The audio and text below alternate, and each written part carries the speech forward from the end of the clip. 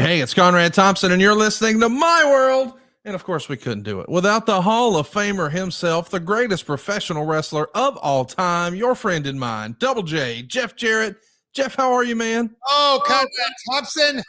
Oh, man, a little echo there, but I don't think that's me. But how are we doing today? Pretty excited to be here at My World. You always throw some curveballs. I have no idea what you have up our sleeve today for the topic, but man, as we have said here on the podcast multiple times, we got a whole lot of chatter going on here, and I'm just not talking about the Springfield Lucky Horseshoes. I'm not talking about the Quincy baseball team. We're going to come out with new brand, and I'm not going to be talking about the gaming world. Let's talk some wrestling business today, because man, oh man, there's just a lot going on in the world of professional wrestling, and I'm here for it. Part of it, I got my popcorn. Part of it, I'm in the middle of it. I'm an observer, but at the end of the day, as my buddy says at the gym business, hey, Jeff, you've been at this a while. As long as they're talking about wrestling, puts a smile on my face. And so it's all that matters. Anyhow, how we doing, Conrad? I'm excited to be here with you. We are just a few moments away from the college football championship game. You and I are both gearing up for that. We don't talk football in here. Oh, we're going to. I just said we're going to look forward to watching it when we finish. Point taken. Sorry to jump the gun. I didn't want to get any nonsense started here. But what the wrestling world is talking about today are not one, but two big pay-per-views over the weekend. GCW returned to Hammerstein Ballroom. Of course, last we saw you there, you gave Effie a guitar necklace and beat him clean in the middle. He counted the lights that night. But last night, as we're recording this, he became the GCW champion with a little help from a guitar of his own, besting Mance Warner. Hey, baby, you're over. And you're not even on the roster. You're not on the show. You're not in the state. And they're using your gimmick. I think old Effie took that guitar shot personally all those years ago. What say you, Jeff? He ain't the first, and he won't be the last to take a guitar shot personally. But, you know, today I did do a little reflecting on old GCW and Hammerstein Ballroom, and I remember all the buzz. First off, congrats to Brett and GCW and their entire fan base. Look, I know what it's like to be in the shoes of a promoter and try to push things at times you feel like uphill, and put together a card and on pay-per-view, and you can't make everybody happy and everything that goes with that. But, Effie, I do, without a doubt, remember coming out of the buzz of the Hammerstein Ballroom a couple of years ago. And several interviews that I did, I said, hey, man, Effie, when Elton John, Goodbye Yellow Brick Road, and the arena stood and sang the song, and I was, let's just say, as in the words of Jim Cornette, I was a heel. Anyhow, that guitar shot left an impression on him. So hats off to all of them. Congrats to Effie for winning the championship. I'm surprised. Was this his first GCW?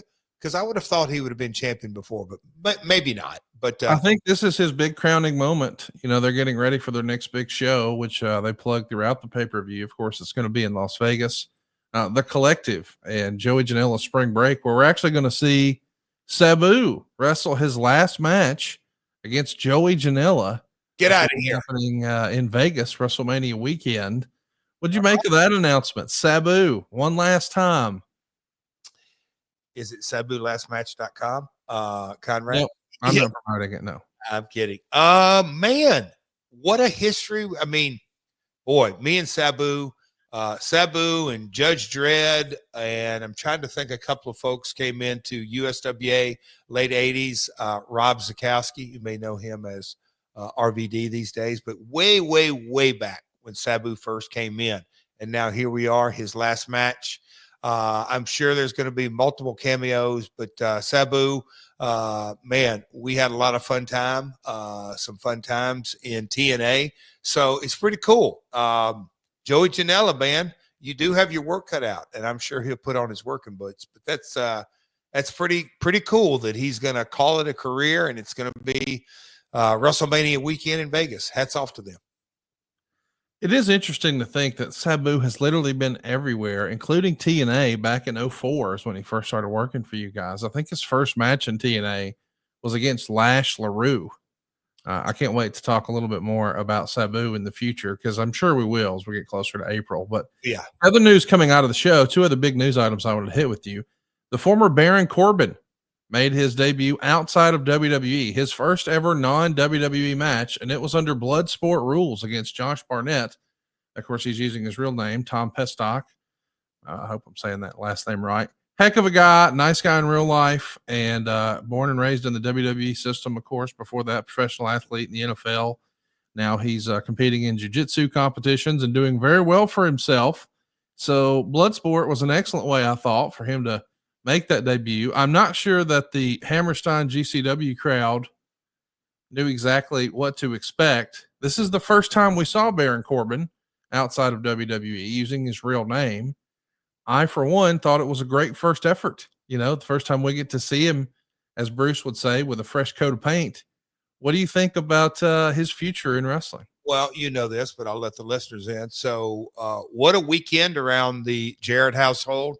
Lots of football, lots of wrestling, lots of, I'll just call it kind of personal projects going on here internally. So I didn't get to see this. As you know, the Ravens game was on, TNA was on, GCW was on, and Cody is never not on. He was a mile a minute talking football, and Saquon Barkley, and you know Saquon's from Pennsylvania. Since Pittsburgh's out, Saquon's this new guy. We got a jersey coming to the house, but that's a whole nother conversation, Connie, that I know you're somewhat involved with. But anyhow, I still call him Baron, but we'll call him Tom. I got to work with him a lot at WWE and got to know him, and you kind of get to know the man behind Baron Corbin, which, as you just said, is Tom. He is, what a story, incredible athlete. So I'm looking forward to, I will go back and watch that. Let me ask you this question, Conrad, because this is something that, look, hindsight's 2020, but the Bloodsport and the GCW brand, I know they've worked together, but it's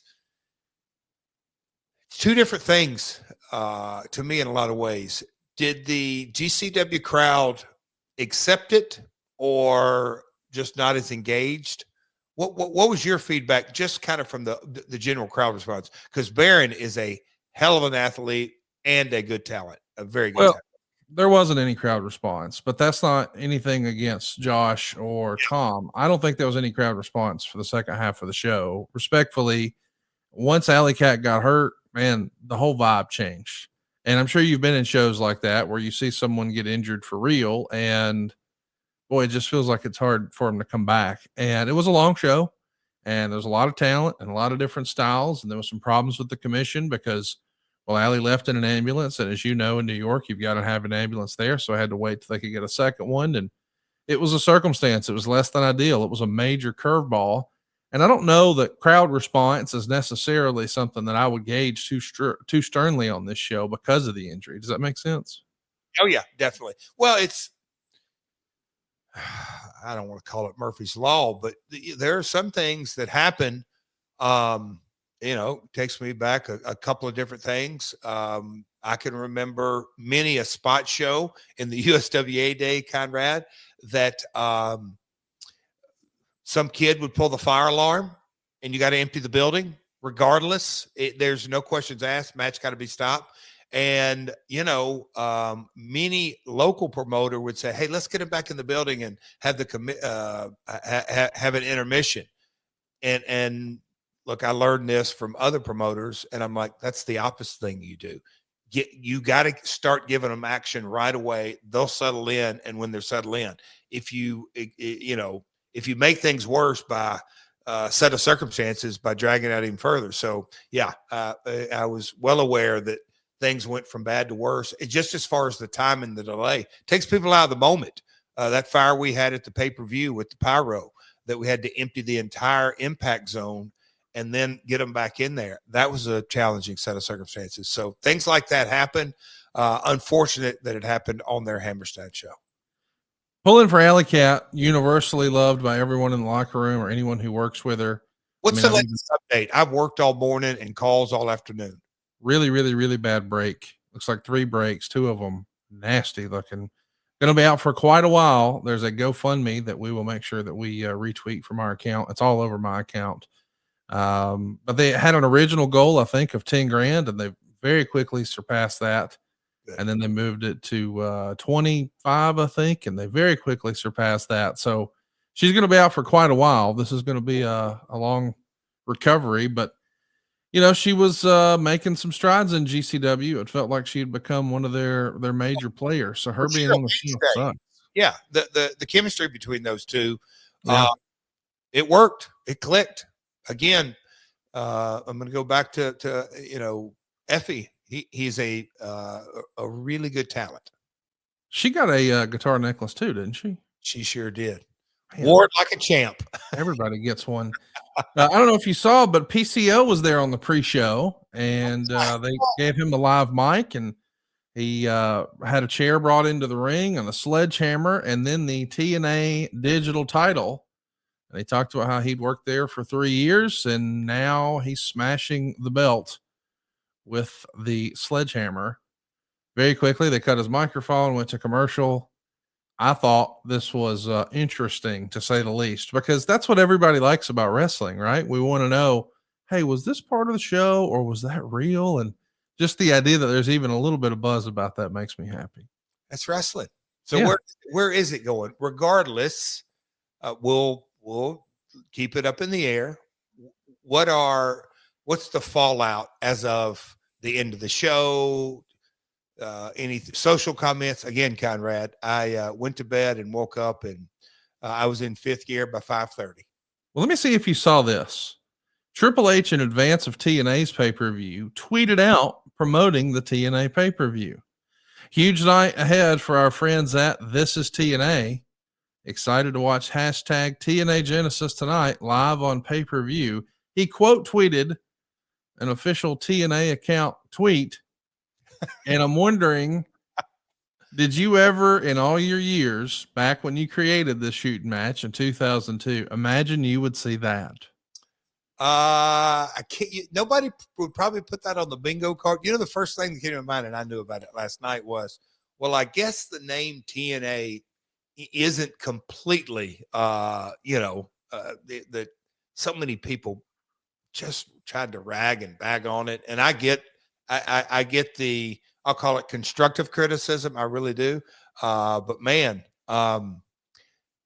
it kind of seems like, and it's not the only reason by any stretch, and I'm not saying that, but when they went back to the name and they've just started drawing better, kind of an influx with some different talent, among other things, seems like they got a little momentum. So of course, Conrad, when you literally put not just on money, but I was a 34, 35-year-old man, and I put everything I had, including money, just not just memories. I really put everything into that brand, and to see what it did from 2002 to 2010, and then to see, the TNA LOL years. And then now here we are in 2025, and the WWE is quote tweeting it. That's a pretty cool story, to say the least. So congrats, seriously, to everyone involved. It couldn't be obviously better for TNA, but it's fantastic for the wrestling business across the board. I wanted to ask you about the big news. Joe Hendry has won the TNA title. He is the new TNA World Champion. This has been one of the best builds in a long time in TNA, if you ask me. I mean, the guy blew up in 2024, and now here we are in 2025, January, and he's got gold around his waist. A lot of people feel like he is a can't-miss prospect to be a major star in pro wrestling, and now he's TNA World Champion. And by the way, somehow, some way, John Layfield got involved. He came in through the crowd and started throwing haymakers, and down went Mr. Nemeth, and down went Frankie Kazarian. What'd you make of Joe Hendry becoming the new TNA World Champion? Well, I'll jump on JBL first. What the hell's he doing everywhere? It's like I like that playbook. I'll just say that. What a good, not a hit the buzz. Like what is going on? And it's very cool to see John. You know, he was with WWE for so many years, and I know he's doing a cameo and going back there. But you know, from AAA to GCW, TNA, kind of across the map. I've had this discussion actually about 2 hours ago. You know, the different facets of, we'll call it creative, and then you can call it booking. But at the end of the day, there's branding, and then there's promoting. It really hats off to John. He's got his lane, and it continues to broaden and broaden and broaden. So involved in the main event at, it appears, TNA's biggest show in quite some time, and the crowning of a new champion, and he's a factor in that. It's pretty obvious. Things are looking, continuing to look up for John. But Joe Henry, you said, Conrad, he blew up in 2024. Wouldn't you say he began a buzz several years? And I'm saying, I don't say just coming out of the pandemic, but it feels like there's been quite the bit of momentum. And you know, when you look at him being a champion, his charisma is at the top of the skill set. And look, you can say match quality or promo quality or whatever it may be. But when you see a champion and the thing that gets him to the top is charisma, generally speaking, revenue follows. Bruce, Cody, and I were on tour in Europe in 2018. It was December of 2018. And Bruce and I were doing a series of live something to wrestles. Cody was supposed to wrestle. He wound up being injured, so he just made appearances. Brandy wrestled. But on those cards was a lot of talent. Yep. Jimmy Havoc, Piper Niven. But Joe Hendry, my goodness, the pops that he got every night in 2018. There you go. He was a big star there then. But I mean, as far as just being like, the dude had a song on the charts last year. That's like, this is like that leveling up. I mean, I don't think anyone would have argued if TNA would have made him the champ last year. Like, man, this guy, he's going to be a big star. It's apparent that the world has it's clicked. His act has clicked with them. Yeah. And I think at this point, it's just a function of more and more people being exposed to him. There's lots of whispers and rumor and innuendo that he may be at the Royal Rumble. I mean, when he came out at NXT, he just got an unbelievable pop last year. So I'm excited to see what's next for him. It does feel like he's the next big thing right now. Is the rumor innuendo that he has a start date with WWE? Well, he's the TNA champ, Jeff. I'm well aware. I didn't ask that question, or I'm not factoring that in. I just told you February 1st. I don't know how much more clear I could make it, bud. He's in the Royal Rumble. They're going to hit the fucking music. Place is going to go bananas. He's going to come out wearing the TNA belt. But, you know, listen, they've got a brand new partnership. And if you ask Eric Bischoff, he thinks maybe Nick Khan will go negotiate him a new TV deal. I laughed and laughed and laughed. That'll never happen. But Eric's a funny guy. I mean, listen, I understand that this is a huge opportunity for TNA. I mean, I get it. You know, it wasn't that long ago people were acting like they were on life support. So to have any sort of association with a brand that's printing money like WWE is a good thing. I do get that. Yes. But, I mean, let's not get crazy here. Nick Khan's going to go negotiate WWE deals, not TNA deals. Well said. I do want to ask you, you know, what's going on in your neck of the woods. Of course, this coming Wednesday, as folks are listening to this, tomorrow, you're going to be in your home state again, Knoxville, Tennessee. 2 weeks ago, you were in Clarksville. Last week in Cincinnati. But this week, you're in Knoxville.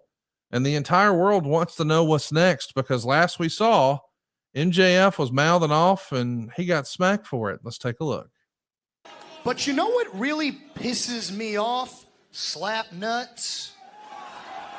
The fact that just because you were best friends with Owen Hart, you think you're owed a grand finale.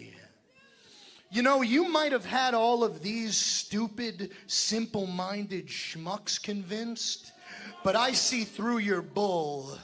During the Owing Cup, I saw right through you, you carny succubus. You are nothing more than a leech riding the coattails of your deceased friend. Oh, did I strike a chord, Jeff? I thought you were all tough. I thought you were the last outlaw. I guess you don't like it when I talk about your old pal, Owen Dewey. God, that was a long time coming. Yeah, thankfully, Jarrett shutting up MJF with those big right hands. MJF trying to cover up. But Jarrett unloading on MJF. Yeah, I mean, both of them were exchanging really heavy insults there. Oh, there's Karen. In comes Karen, and The wife of Jarrett yeah. right there.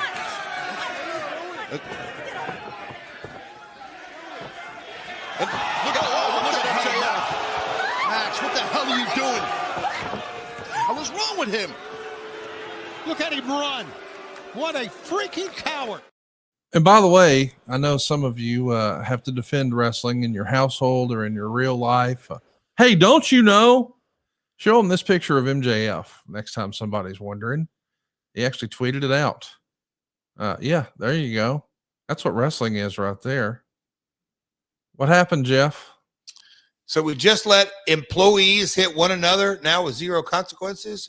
You ain't an employee and I ain't either, pal. So it's all fair. Conrad, I have kind of thought how to address this today, and I kind of went back and forth on just giving MJF even the most little bit of rebuttal of his nonsense. And he really thinks, and you kind of go over the history of MJF, whether it's Adam Cole or Punk or any of his feuds, he likes to I guess you could say verbally joust, and to me it's passé. He wants to go there. I'll go there and much further. Like I told him in the promo, and that may be one of the most truest lines that I'll ever tell old Max. Dude, that was you before you were you. I'm very curious to see where all this goes, because I knew my statement on January 1st was going to ruffle some feathers. I actually didn't think it would ruffle his feathers the most, but it has. So he got a little bit of a receipt. He'll have a few more coming. And he covered his eyes up like a little bitch. And I was sitting there, I guarantee his knuckles are as sore as his eye was. But Conrad, we have both talked offline what we really believe he is an incredible talent. But I think he's lost his way. I'll just say that the one-hit wonder line stuck. And to me, it's more appropriate than I thought, but I said it almost tongue in cheek. But man, I believe he's lost his way. It's going to be interesting to see what happens next. If you didn't see it, I wanted to share Dustin Rhodes' sort of motivational words with you here on the program. Let's take a listen. Jeff Jarrett, we heard what you just said out there in the ring, that this AEW audience has awoken this passion and drive in you. But then on the other side of that, we've got MJF. You said it yourself. He's scared. But he got under your skin tonight, Jeff. Where do you guys go from this? Oh, Renee. Jeff Rowe. Listen, piss me off. How many years have we known each other? How many years have we driven up and down these roads, grinding our asses off because of the passion and the love for our business? A lot. He doesn't know a thing about that, and you know that. What has he been in the business a minute? He's going to dictate to you, and he's going to be a disrespectful little shit that pisses me off. I'm here to tell you that I'm 110% behind you and want you to fulfill this passionate dream right now of becoming AEW World Heavyweight Champion. Max doesn't know everything that we've been through, been knocked down, dragged through shit, and got back up, because that's what we do. He doesn't have a clue. So whatever he does to you, I know you've already been through. That's me. But remember this, Jeff. You're Jeff Jarrett. You're a 12-time world heavyweight champion. That means something. You're the last outlaw. And Jeff, outlaws never die. So please remember this right now. Jeff, you and I are the very last of our kind. How about that, man? That was pretty cool. I loved seeing you share the screen with Dustin. Were you surprised? Will you hear a little story behind the story?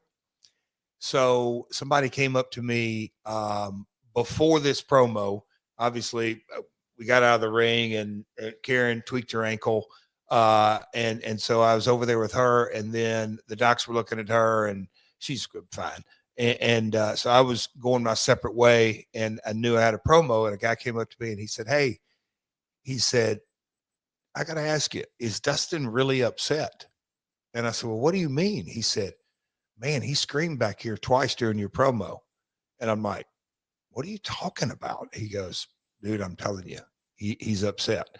So later I asked Dustin, and I'll kind of leave that, the comments. I said, "What do you think?" He said, "Hey man, we're all professionals and we all got to do what we got to do, whether it's to draw money or beat each other up or make the business go around." He said, "I think Max," how did he say it? I don't know, say punch below the belt, but he said, I think, he didn't say go too far. Something to the effect that he said, "I know Max is Max," something. And then he just looked at me and he says, "He's got a receipt coming, watch." And I just said, okay. Anyway, that promo that Dustin just cut, I don't even want to call it a promo. He believes I do too, but Dustin, that came from the heart. That's why it was so good, man. And that's why I'm pulling for it. I really enjoyed the segment. I don't know if you saw, but there was some criticism of the segment. Of course. Your great close personal friend, Brian Alvarez, said he didn't see the point in having a promo or this feud. It was way too much time. No one cares about the feud. Everyone knows you can't beat MJF. There's no titles on the line. It's pointless. Wait. He said no titles on the line? Yeah, the same guy who says the belts don't matter in AEW also says that this match doesn't matter because there's no belts on the, I don't really know. But it's clear that Alvarez doesn't like you, and he's got an axe to grind, and that's the reason he's being mean-spirited about it. I mean, I'm really kind of shocked that was the response to that. So based on that logic, does any part of the show matter? Well, but he said just because there aren't titles aligned, so he definitely doesn't subscribe to the mentality personal issues draw money. So the belt is the only way. I think what he's implying, and I've always thought this was weird, is if we know the outcome, why would we watch the match?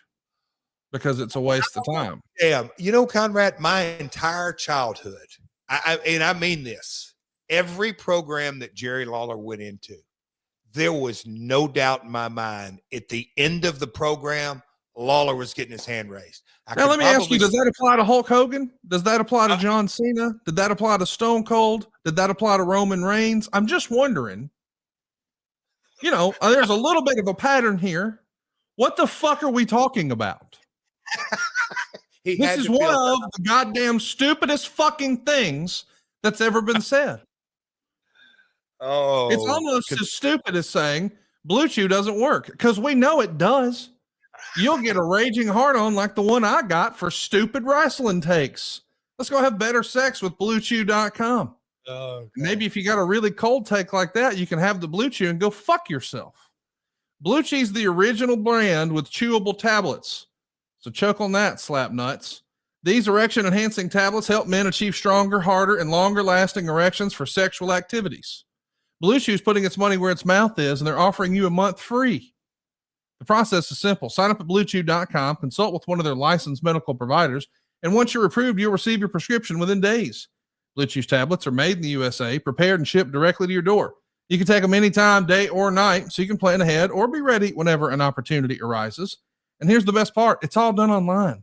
That means no visits to the doctor's office, no awkward conversation, no waiting in line at the pharmacy. Make life easier by getting harder and discover your options at BlueChew.com. We've got a special deal for our listeners. Try your first month of Blue Chew free. That's right. Just visit BlueChew.com for more details and important safety information. And we thank Blue Chew for sponsoring today's podcast.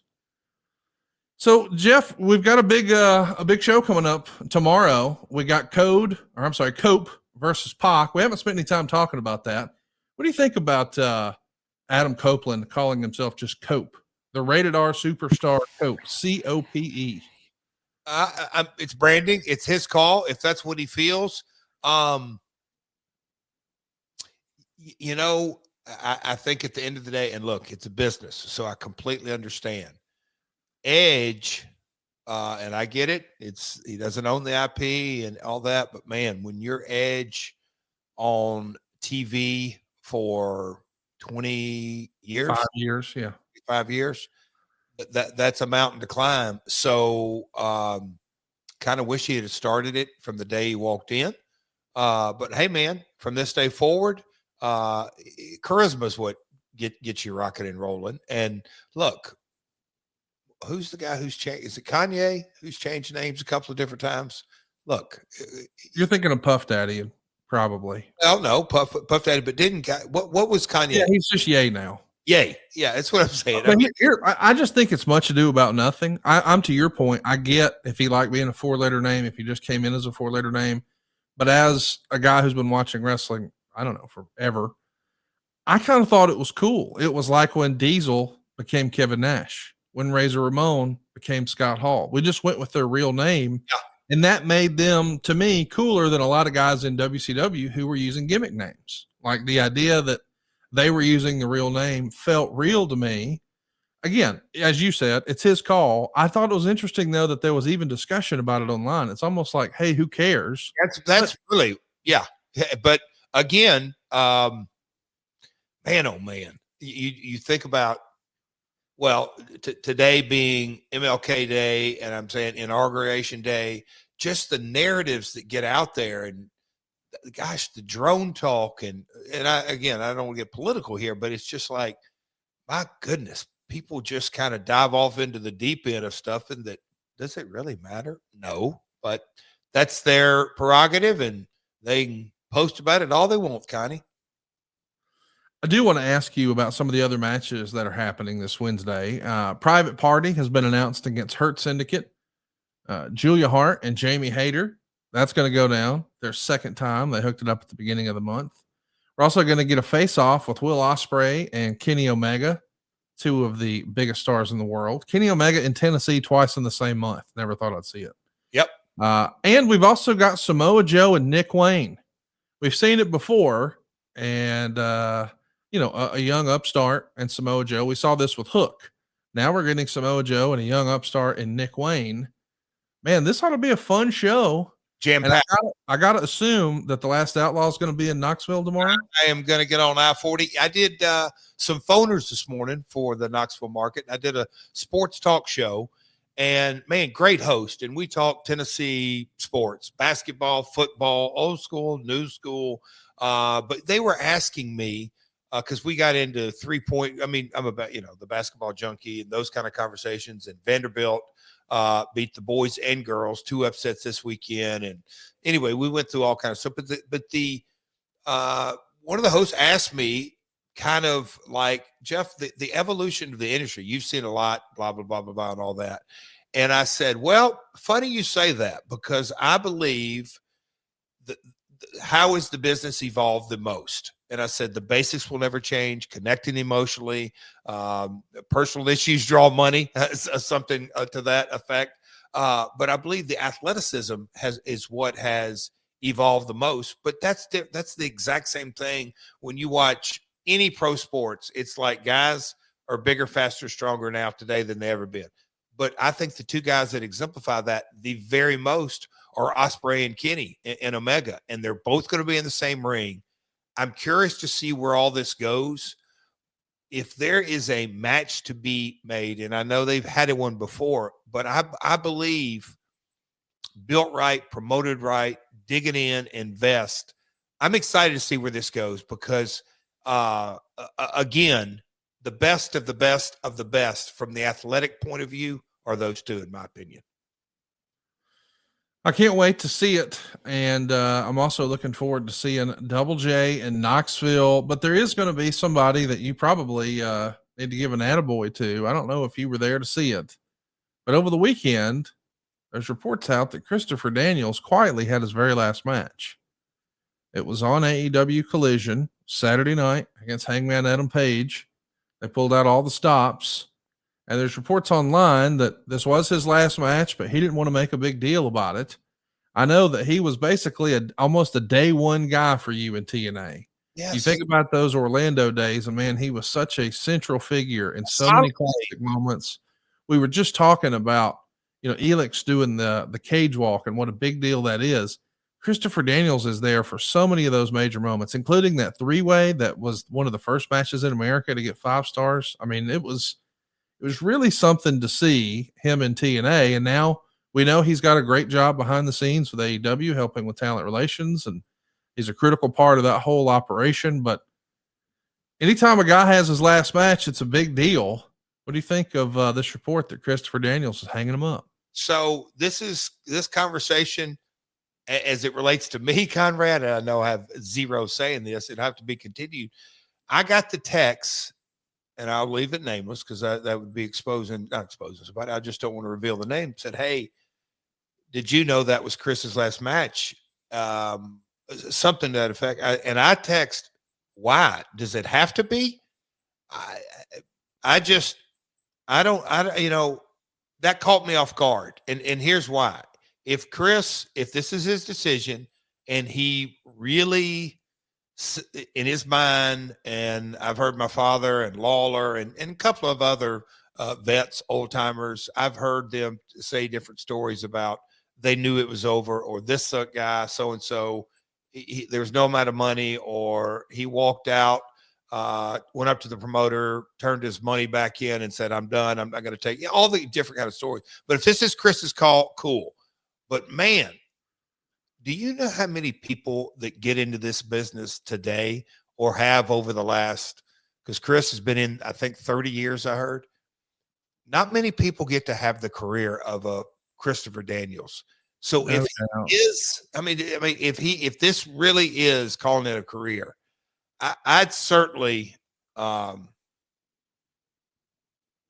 think the business, I mean this, and I'm going to tell Chris this. It's funny you brought it up, though. I think the business deserves, maybe a strong word, but would want, if he's done, my God, look what he's done for this. Let's give him a little bit better send-off. I'm not saying, go out to California and rent a whatever venue and, Chris Daniels last match.com. I'm not saying all that, but I'm just saying, hey man, let's kind of give him a send off. Cause to me, TNA day oneer, in a lot of ways, I know Ring of Honor as well, but kind of the independent grind that Chris put himself through is very respectful. And then the AEW. So I'd like to see Chris have a better send off if he would so accept. I'll get off my soapbox, Conrad, but that's truly how I feel. I was a little like, little agitated situation, man. If he's really done, let's send him off in a more appropriate way. It's something you and I agree on for sure. I would love to see him have, a match on a pay-per-view or a big special and a great story, and let everybody know, and let all the friends and family and the fans. I mean, yeah, Christopher Daniels is a big time player in pro wrestling, and timing is everything. If I can't help but wonder, like if Christopher Daniels came along today, how much of a bigger star he would have been and more money he would have been. I mean, he was coming into WCW at a time when they were going down. Yeah, that's and there's rumor and innuendo that he was supposed to be the higher power with the WWE a year before that. It's just interesting to look at his career and think about, man, if he was just a few years different here or there, it could have been a lot different. But hey, if he's happy, I'm happy. According to Cage Match, he's had 1,840 matches. I'm sure it's even more than that. but his first one was back in 1993. So yeah, 31 years this April, or sorry, 32 years this April. How about that? Yeah. And that's, I mean, X Division champ, tag champ in AEW, just, you know, kind of everywhere he went, he worked himself up the card. The thing that came to my mind immediately when I got the text the other night, I get it, Hangman's a bad honcho, but if Chris is calling it a career, the amount of people in this industry today that would kill to have his career. So let's show Chris that respect. That's it. I totally agree. And I wanted to ask you, you know, as we're getting ready for this big show that's coming up tomorrow in Knoxville, the week after that, next week. Oh boy. You're going to be in Huntsville. Yes, sir. And I'm looking forward to Huntsville. We're going to have a lot of fun. Top Guy Weekend is going to get kicked off that weekend. Jerry Lynn is going to be helping us do some fantasy camp stuff. We're going to be booking a card. We got panel discussions. Efren's got an incredible championship belt. I mean, I can't wait until you see this belt that Efren had made for the game event. Right. And I don't know that you were there for it, but man, we had the most fun ever last year playing his game during the actual Royal Rumble match. All the top guys drew a number for both the women's Royal Rumble and the women's Royal Rumble.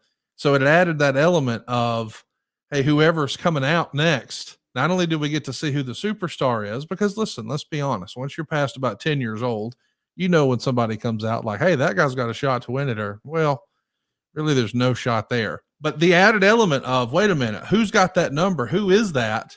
Because everybody's trying to win a prize. Man, genius game with Efren. It was so fun, Jeff. And the guy won both of them? No. He walked out of there with $1,000 cash and a whole bunch of ring used memorabilia. And this year we've got WrestleMania tickets up. How fun is that going to be? Damn, dude. Come on now. That's going to be fun. You can still get in, folks. I can hear the ad read in my mind here. So no, that wasn't even an ad read. I was just letting you know that's what we're doing. An ad. Yeah. You can still get in. Yes. To win Mania tickets. Yeah, dude. Adfreeshows.com. You get to run the ropes. You get to take a flat back. Jerry Lynn's going to show you what's what. Then you get to book your own card. That guy's a heel. These guys are baby faces. Let's do a tag. I want to manage. I mean, it's like that. Yeah. And then the next day, some panel discussions, conversations, and secrets you can't hear anywhere else. Then we're going to play that game. Of course, we got some fellowship. Cassio's going to do a comedy show with some wrestling flavor on it. We're going to be hanging out at the boot, and AEW's in town, not only doing Dynamite, but a Collision taping too. Like, it's an embarrassment of riches at adfreeshows.com, Jeff. I'm pumped for next week, dude. Huge. Yeah. A lot of fun. I'm personally looking forward to my role. So I'll just leave it at that. Let's talk about something that I know you're not looking forward to. Uh-oh.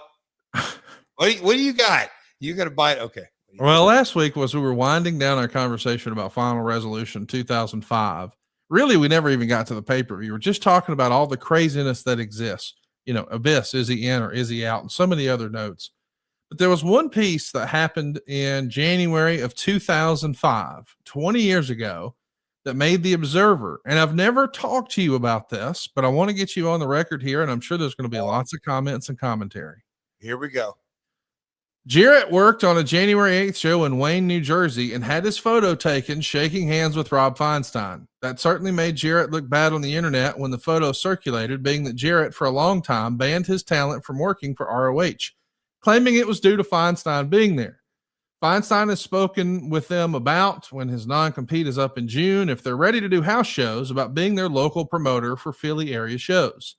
After Feinstein was gone with the company, they still didn't allow Christopher Daniels to go back and have only okayed Styles for one date. This pretty well confirmed what we wrote from the start.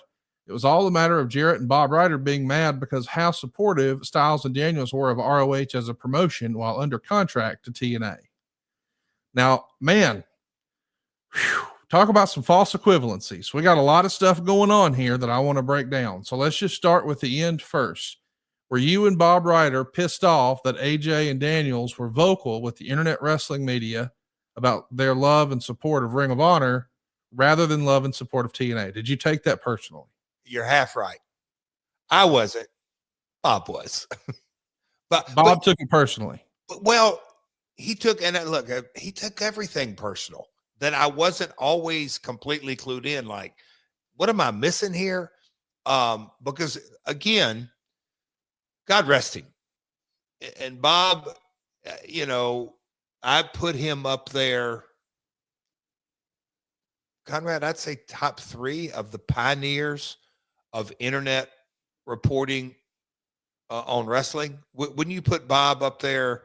Oh, he was one of the very first pioneers. Yeah, yes. Look, and I know Meltzer, but Meltzer was writing the newsletter, so he predated that, and so did Keller. Bob Ryder's a Mount Rushmore of internet wrestling reporting. Yeah, that's what I'm saying. So he came from that world. That's how Eric Bischoff hired him at WCW, and WCW closed down. That's where I got to know him. So I knew Bob came from that world, and that's the world that he came from. But his business world of travel agencies and creating revenue and being, I'll call it, putting his business cap on and knowing how to run a P&L. And like I said on my comments when I sent him in for his Hall of Fame induction, his eye for detail and his recall would amaze me. But in this set of circumstances, he would, I'll say, get sucked into his own internet wrestling. And maybe because a Chris Daniels or an AJ Styles was being led by the witness style interview, and it maybe appeared that they were double downing on their praise for ROH and maybe not giving TNA love, who they're, you know, has written in stone, given us our priority. It came much ado about nothing. And this kind of set of circumstances, I think, is a perfect example. So Bob, yes, got offended. Me, no. The thing that gets me is they're like, oh, this is proof. Well, I shouldn't say that. It's Dave Meltzer, but he's like, oh, this is proof. What was this, Keller or Meltzer in this? This is Meltzer who's reporting this. And he's saying this is proof that, you know, that you took it personally because you took this photo. And I know that this is a thing that's gotten out there and it's rubbed me the wrong way for a while. So I'm gonna get on my soapbox here for a minute, just take over the show, Jeff. Do it. But you, like, I don't care what you feel about Hulk Hogan, but there's been people who have decided since he was on Netflix on Raw to start posting pictures where he was doing his beer tour all over the country and he's doing meet and greets. They did like 6 of them here in Huntsville. And so I'm talking about there's like 500 people lined up out the building and it's just one after another. Hey, nice to meet you. Hey, nice to meet you. Hey, nice to meet you. Hey, nice to meet you. Hey, nice to meet you. But some of these assholes had on white supremacist shirts and they're like, look, this is proof. Hulk Hogan is a white supremacist. And it's like, it's a fucking meet and greet, guys. Yeah. Do you think he's saying, all right, turn it around. Let me see you. Let me inspect you. Let me make sure. He doesn't even see them. It's like, hey, how you doing? I'll check. Hey, how you doing? Click. Hey, how you doing? Next. Mm-hmm. And then this thing about, oh, well, this is proof because he shook Feinstein's hand. Anyone who says that ain't a real fucking businessman. In business, you're going to have to shake hands with people you hate all the time, actually. Yes. It's just a common thing. And I know that some of you internet cowboys are going to say, well, by God, I wouldn't do that. Yeah, because you don't have to for your fucking job. You're not a real businessman. No. But no businessman would say, I would never be seen shaking hands with someone who I dislike or disagree with or don't justify their lifestyle or think that they've done wrong or they're a bad person. You're at a public appearance. You're working a show in Wayne, New Jersey. Not your show. You're booked for someone else's show. And you're supposed to show your ass when you see Rob Feinstein as opposed to just shake his hand and keep it moving. What the fuck is this, Jeff? What were you supposed to do? But here's what's, it's all fun and games. And, you know, the old bad press, better than none at all. And back to the Alvarez comments, I hope he does 3 hours on why Jeff Jarrett's in a program for MJF. It's all the wrong. It's just so nonsense. But here's what's bizarre is that, and again, hats off to Meltzer because he's put himself in a position that some people really do think he's an authority on professional wrestling, and is just, to me, so misguided. He put in these words, and so this was in 2005, that this is proof. Okay, it's proof, and Jeff took a picture, just kind of how you laid out. It's like, what? Like, Dave, I would say you're really getting out of bounds, and your integrity as a journalist is coming into question. But when you go all the way back, and I've said this, back to the 80s, and I'm reading this note that came on my board, but going back to the 80s, and he would comment on USWA finishes, and I was a part of the show and worked it, and know that without question, not only did he not get it right, he printed stuff that is 180 degrees, totally opposite of what happened.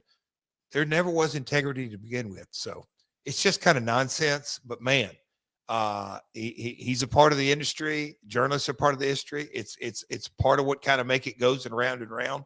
But as far as really knowing black ink versus red ink, absolutely clueless. Well, you guys were not clueless here when we're talking about Chris Candido. There's a report in the Observer here. Everyone, including Dusty Rhodes, ended up high on Candido.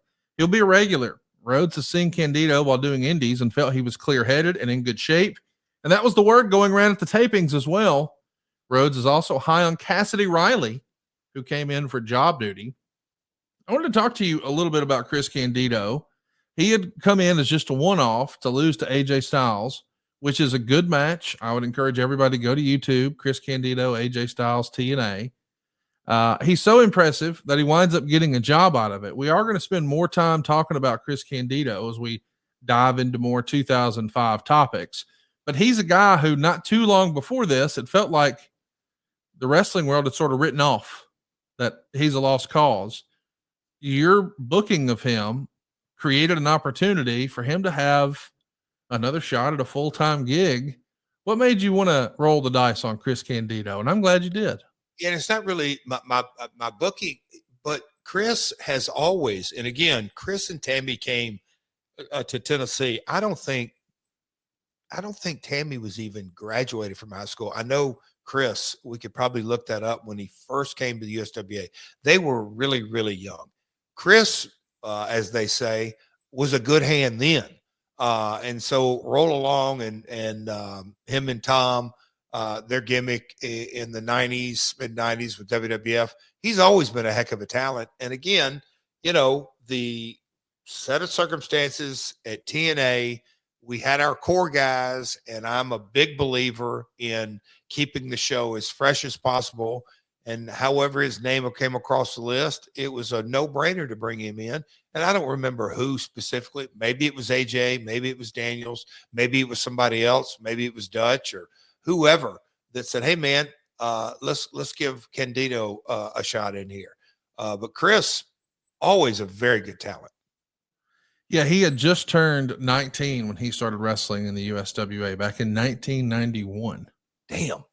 Isn't that crazy? Remember Doug Vines? Wow. Doug Vines in his first match. Then Danny Davis beat him. He eventually would even work with Bill Dundee in 1991 and Doug Gilbert too. And then some guy named Rob Zakowski. Did you know that RVD wrestled Chris Candido in the USWA in 1991? 91. Yeah. That's classic. That's Rob Van Dam and No Gimmicks needed Chris Candido. You've said on the program before, ECW were the originators of hardcore, not ECW. And there's proof. Candido, Rob Van Dam, 91. How about that? Pretty cool. Let's talk about Jeff Hardy. Certainly in the Observer. After nearly losing his job, Jeff Hardy arrived several hours before the taping started. Hardy and Jarrett are close these days, so he seems to think he has carte blanche to arrive late, and there's a feeling Hardy knows he can't get fired. Still, he was punished by being taken off the tapings when he arrived after they started 2 weeks ago. The Torch would chime in and say Jeff Hardy's New Year resolution was be on time for work. So far, so good. As Tuesday, he showed up earlier than ever for the TNA tapings in Orlando. He was even there before catering. His timeliness may not last long, as he was expressing frustration with being there with nothing to do for 6 hours. He described the atmosphere as prison-like, uttering, "They won't even let you leave." So clearly he's trying to, show you guys that, hey, I'm capable of this and I'm taking it seriously and I'm here.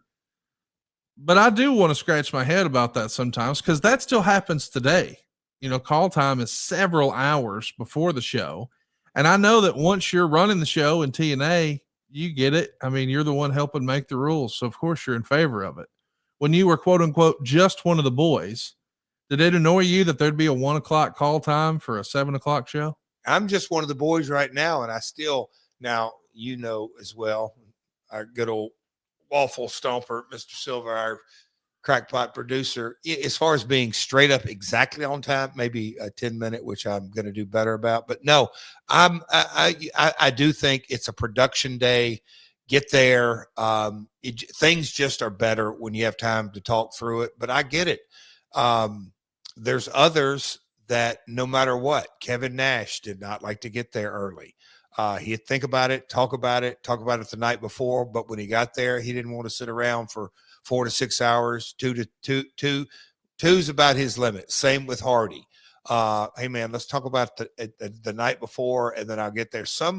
You just got to have to bend, but don't break. It all depends on kind of the personality. I also think there is a huge factor that was at times not well received, in that, hey man, when you've been in the business and have performed at a high level on TV, then we'll kind of make a judgment call whether you can roll in here on your time, your stopwatch or ours.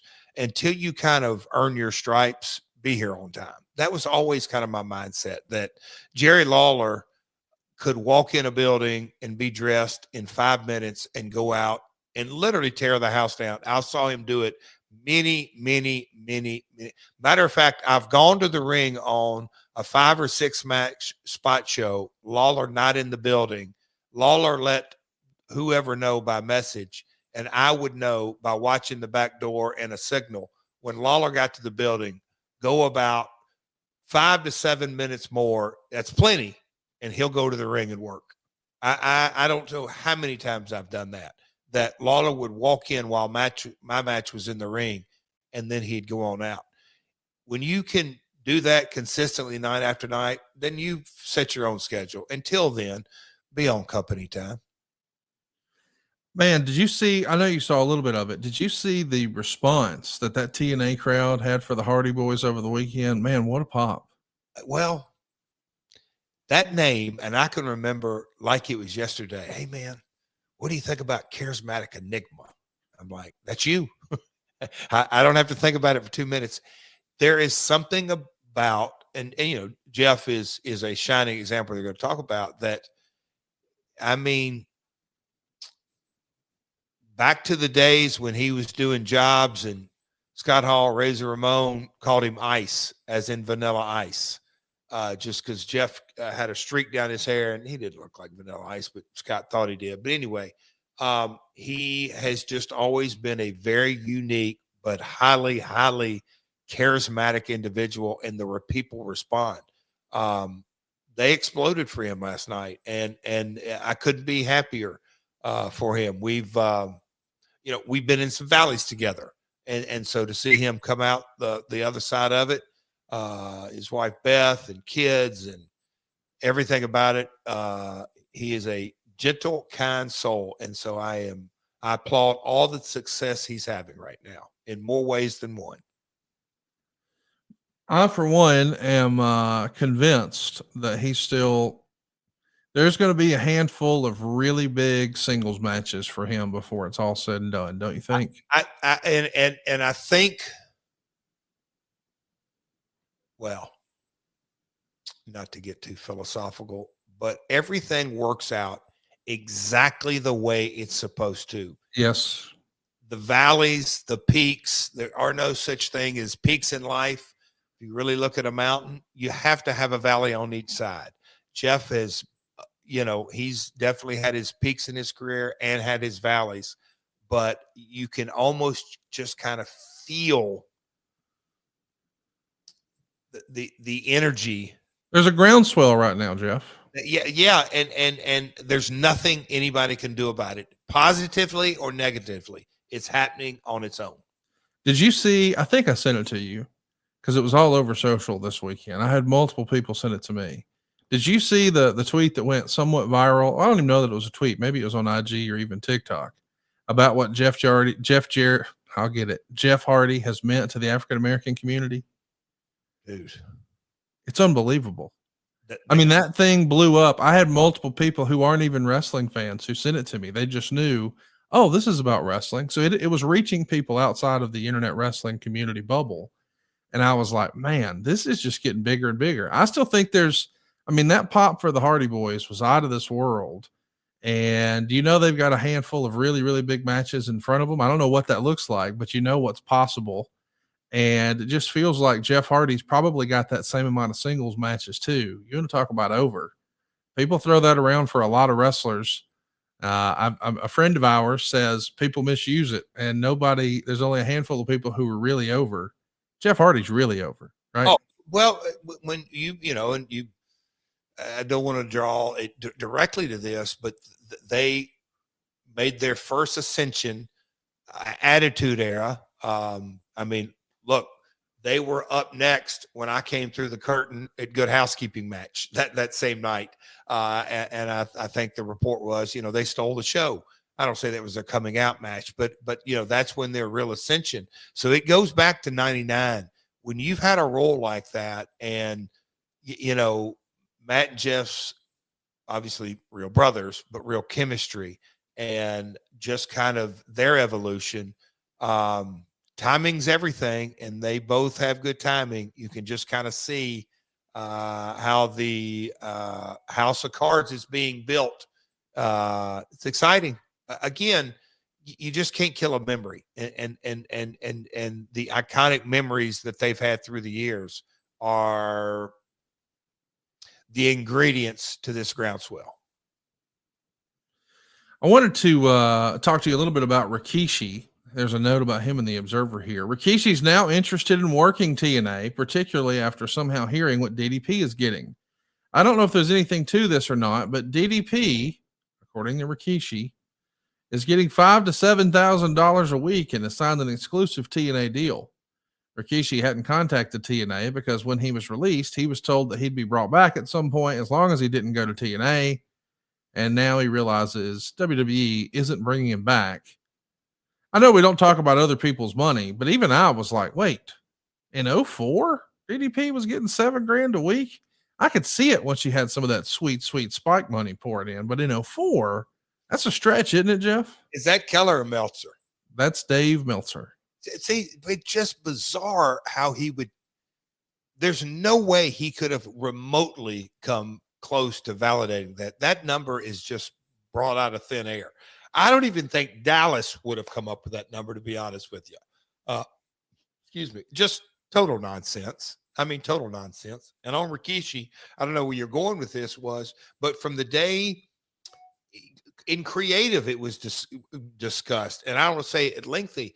It was, he'll be back in a month. He'll be back in 3 months. He ain't going nowhere. He'll be back with him before you know it. Just from a historical perspective, that he's not leaving that house. We're going to talk a little bit about the pay-per-view, but before we do, we need to talk about the playoffs. Are we really talking about the playoffs? You bet we are. Get in on all the action at DraftKings Sportsbook. It's an official sports betting partner of the NFL. Scoring touchdowns is key to winning in the playoffs, and you can score big by betting on them at DraftKings, the #1 place to bet touchdowns. Are you ready to place your first bet? Try betting on something simple, like a player to score 6. Just go to the DraftKings Sportsbook app and make your pick. I, for one, am looking forward to it. We've got some big games coming this weekend. Jeff, the Bills, man, they're going to be out there running around with the Chiefs. Can Patrick Mahomes get it done? What about Josh Allen? And then as if that's not enough, we got the Eagles and the Commanders. It's the NFC East. Here we go, head to head. It's going to be interesting to see what happens. If I was a betting man and I had an opportunity to say that Mr. Daniels is going to score more than a couple of touchdowns, I might go for it against the Eagles. What say you? Oh, take it to the bank. Saquon gets stopped. My man Cody will be in great disappointment this weekend. His Fly Eagle Fly is not going to get it done. The team of destiny, Mr. Jaden Daniels, take it to the bank. And I believe this is the year that the Swifties, Travis Mahomes with his new kid in the house, Coach Reed, Josh Bills can't be denied this year. Bills, Commanders, Super Bowl. I'm looking there you go. Double J thinks Allen's going to have a big day, and he doesn't think Mahomes has got it. What do you think? Download the DraftKings Sportsbook app right now and use the code MyWorld, because new DraftKings customers can bet $5 and get $200 in bonus bets instantly. Just go download that DraftKings Sportsbook app. Use that code MyWorld, and new customers get $200 in bonus bets instantly just when you bet $5. Go right now. Only on DraftKings Sportsbook. The crown is yours. Gambling problem? Call 1-800-GAMBLER in New York. Call 877-8-HOPE-NY or text HOPE-NY. In Connecticut, help is available for problem gambling. Call 888-789-7777 or visit ccp.org. Please pay responsibly on behalf of Boot Hill Casino and Resort in Kansas. 21 plus age and eligibility varies by jurisdiction. Void in Ontario. Bonus bets expire 168 hours after issuance. For additional terms and responsible gaming resources, call dkng.co/audio. Hey, let's talk about some of the news and notes coming into the show. Here's what was written in the Observer. While last month's highly lauded TNA pay-per-view was called Turning Point, that's not really an apt description of the current situation of the promotion. The company made it 2 excellent big shows in a row, with the January 16th Final Resolution show from Universal Studios in Orlando. The combination of a super hot crowd and 2 match of the year candidates more than made up for some weak matches in the middle of the show. Between Eric Young wielding the spirit of Terry Funk, which is not a slight to the work of Chris Harris, James Storm, and Bobby Roode in that tag match, followed by an Ultimate X match, you had 2 of the best back-to-back matches in the history of United States pay-per-view.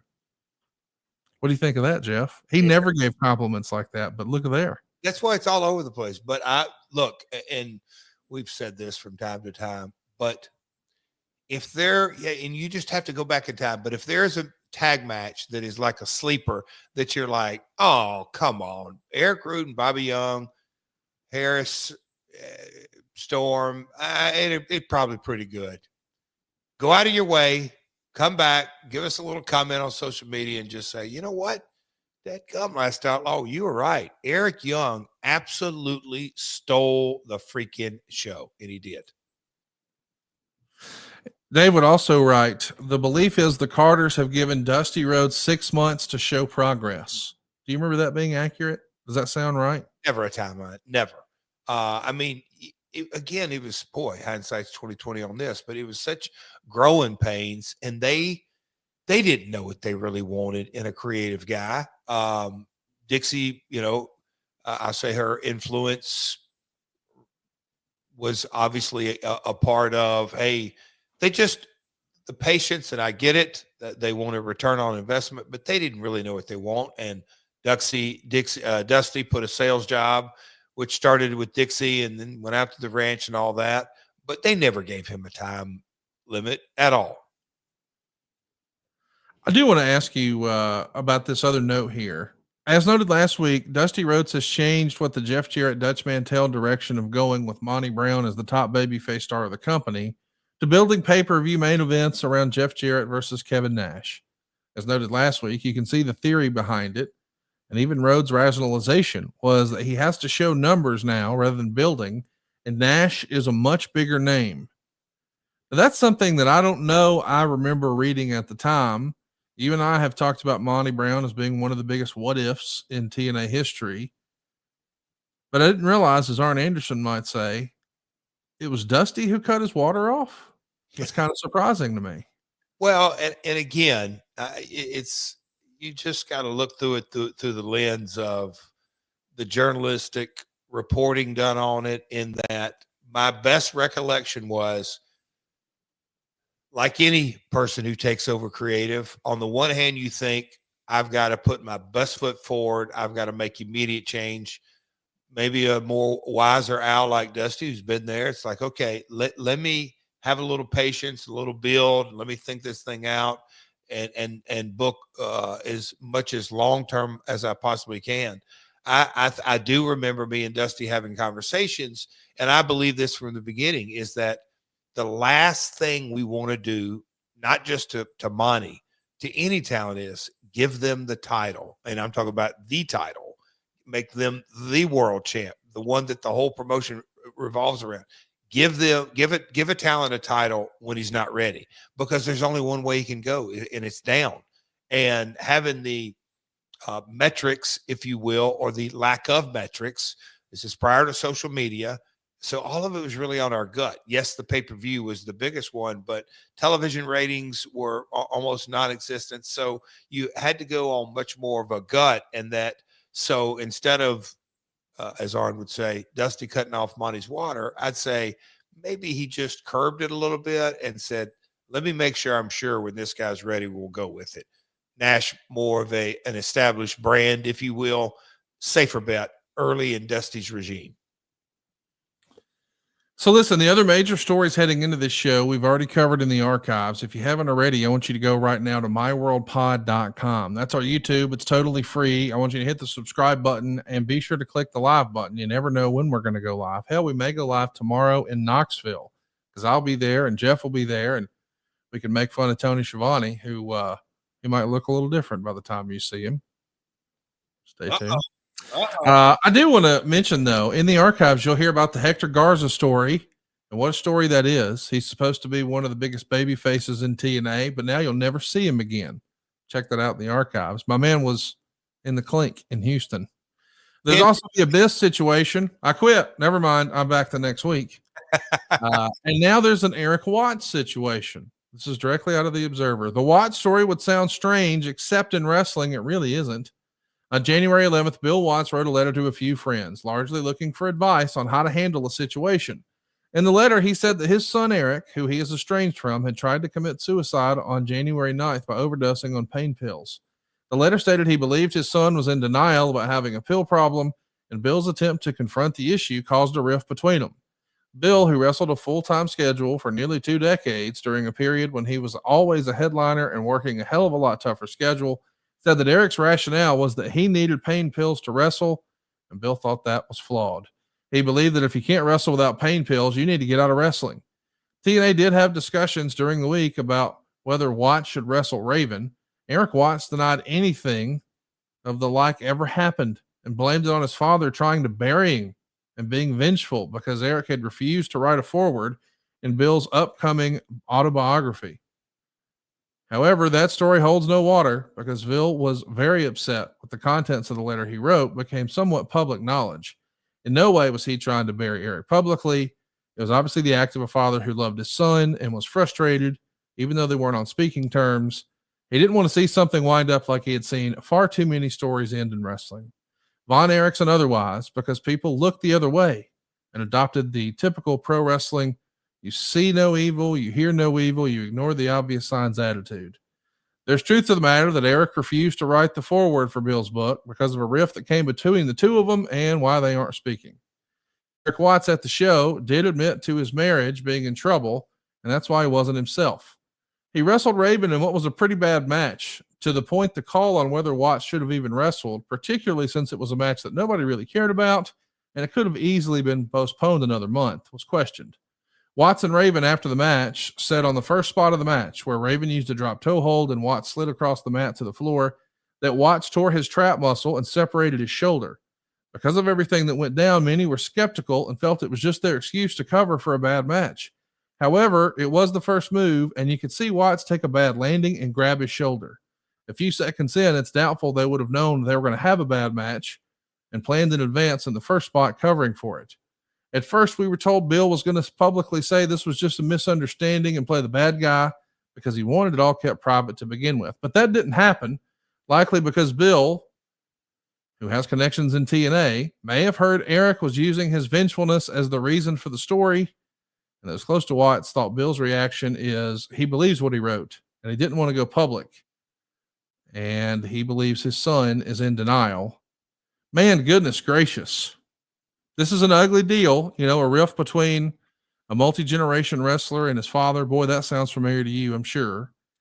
But when he's sending these letters out, I'm curious, did TNA get one of these letters? Do you remember this? See, Conrad, this is one of those things that Karen gets, aggravated. You can remember which specific exit the Waffle House you ate on in 1989, but you can't remember A, B, and C, whatever it is. I don't remember these letters. I remember Eric, and look, and maybe you just kind of inadvertently hit the nail on the head. Family dynamics, father, son, professional wrestling, um, maybe or maybe not substance abuse, marital issues, all that kind of dynamic. I feel certain I obviously wouldn't pry, and have always had that mindset. You've got to deal with what you've got to deal with. Let's focus on here at the show what your what your task may be, and that's why I don't recall any of these letters going on. And when I read and looked at that research, I was just like, man, that got really public. It feels like, and that's unfortunate for all parties involved. A family rift like that. The family rift, the letters. I mean, it feels like, I mean, everybody has to be humiliated when this comes out. I mean, this ain't good for Eric. It ain't good for Bill. This is just weird. Bill sent the letters to who? It's just his friends. Yeah, that's what I'm saying. I wouldn't exactly wonder who that may be. And do you know what Dusty and Bill's relationship was during this time? I don't. Do you think that's how maybe it got out? Well, I'm that's just what I'm calling Dave. Dave hated Dusty. No, I'm not saying that, but I'm just wondering if there was a relationship there. Dusty's got kids. They both were fathers. They both were legendary superstars in the business. Even if they weren't on the best of terms, I feel like they could at least had a phone call. And again, I don't want to get in. I'm not accusing or pointing fingers or nothing. I'm just wondering, my original question, who the hell was Bill sending this to? I think if it would have been my father, we would have heard about that, or it been reported, or I would have remembered because my dad would have come to me. But no, I'm just wondering how the letter set of circumstances circulated. What do you make of the criticism that TNA had too many drug problems in this era? I mean, there's reports about Raven and about Hardy, and we know that Hector Garza during this show is in jail, but Hardy would come here, Scott Hall would come here, Waltman would come here, Road Dogg, even Mike Lockwood, who we knew was Crash Holly. Anybody who had some sort of a drug issue or failure with WWE and they got fired, maybe they could find a home in TNA.